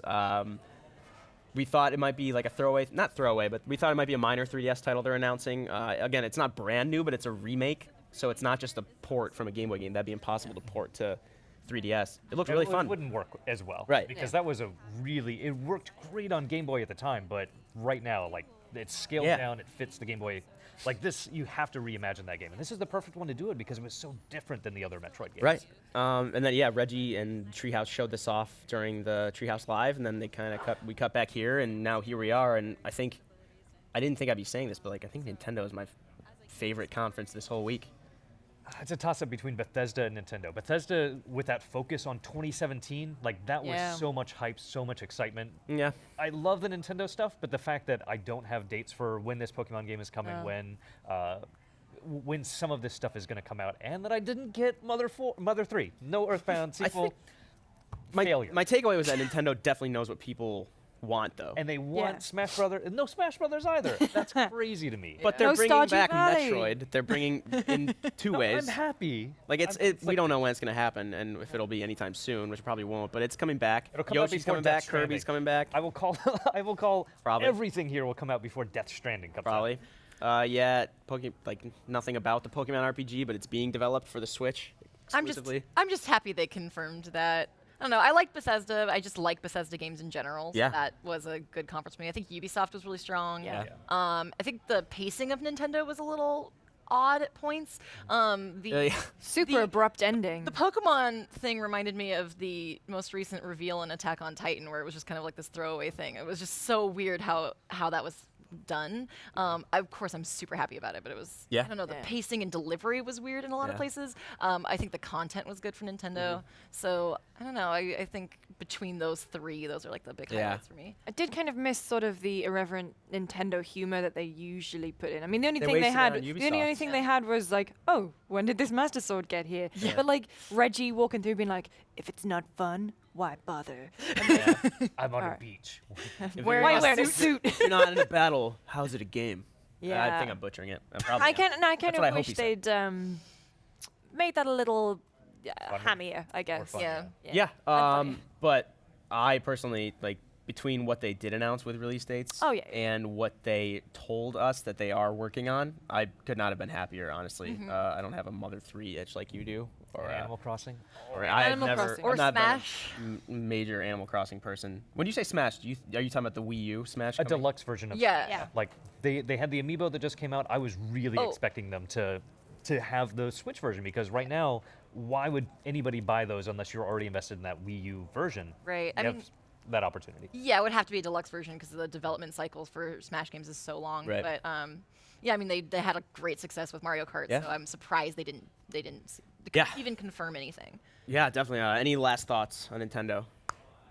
Smash Deluxe I know is coming. It has to. I'm surprised it didn't come out here. But overall, this was a fun conference. It shows the how you can have a press conference and it doesn't have to be on a stage in front of tons of people. You can just do a quick presentation, show off some cool stuff, and get out. Yeah. Yeah, you don't need flames on the stage. You don't have to worry Well, about maybe you don't need flames on this.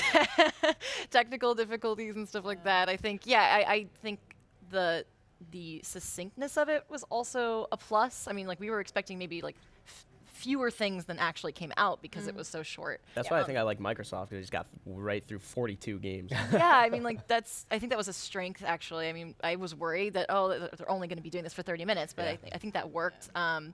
And yeah, like you said, there's a lot of great things that I'm really looking forward to that we're getting very soon. Definitely. I like the self-awareness of it when they said, when we were releasing the Switch, we hoped people would take it out. Oh yeah, and they did. Thank God. When he said people so around the world relieved. have been buying it and playing and loving our games, I felt, and we thought he was gonna say elated or he's proud, felt relieved. And I thought, Oh, honey. I was like, was that a translation thing? But no, I think he actually meant it, because the Switch so far has been kicking ass, and we all like it. And So there was that real self-awareness of, thank God the gamble paid off, and now we know that you want games, and we're going to show you stuff that's going to come out in the next year. Or so, which is great. Yeah, definitely. I was nothing but happy. So we're gonna finish up our Nintendo post show right there. If you missed it or missed anything, you go back and watch it later on YouTube or our Twitch channel or GameSpot. But we do have more demos coming throughout the day. Although press conferences are done from the major players, we are gonna have things like all those Nintendo games you just saw, Ubisoft games. Lucy and I'll be hosting a lot of stuff. Callie and Justin will be back on the stage. In a little bit, we'll have Phil Spencer from Xbox coming to talk to us about the Xbox One X. But for now, you can go catch up with all our news from all these games coming out on GameSpot.com, and we'll see you when we go live next.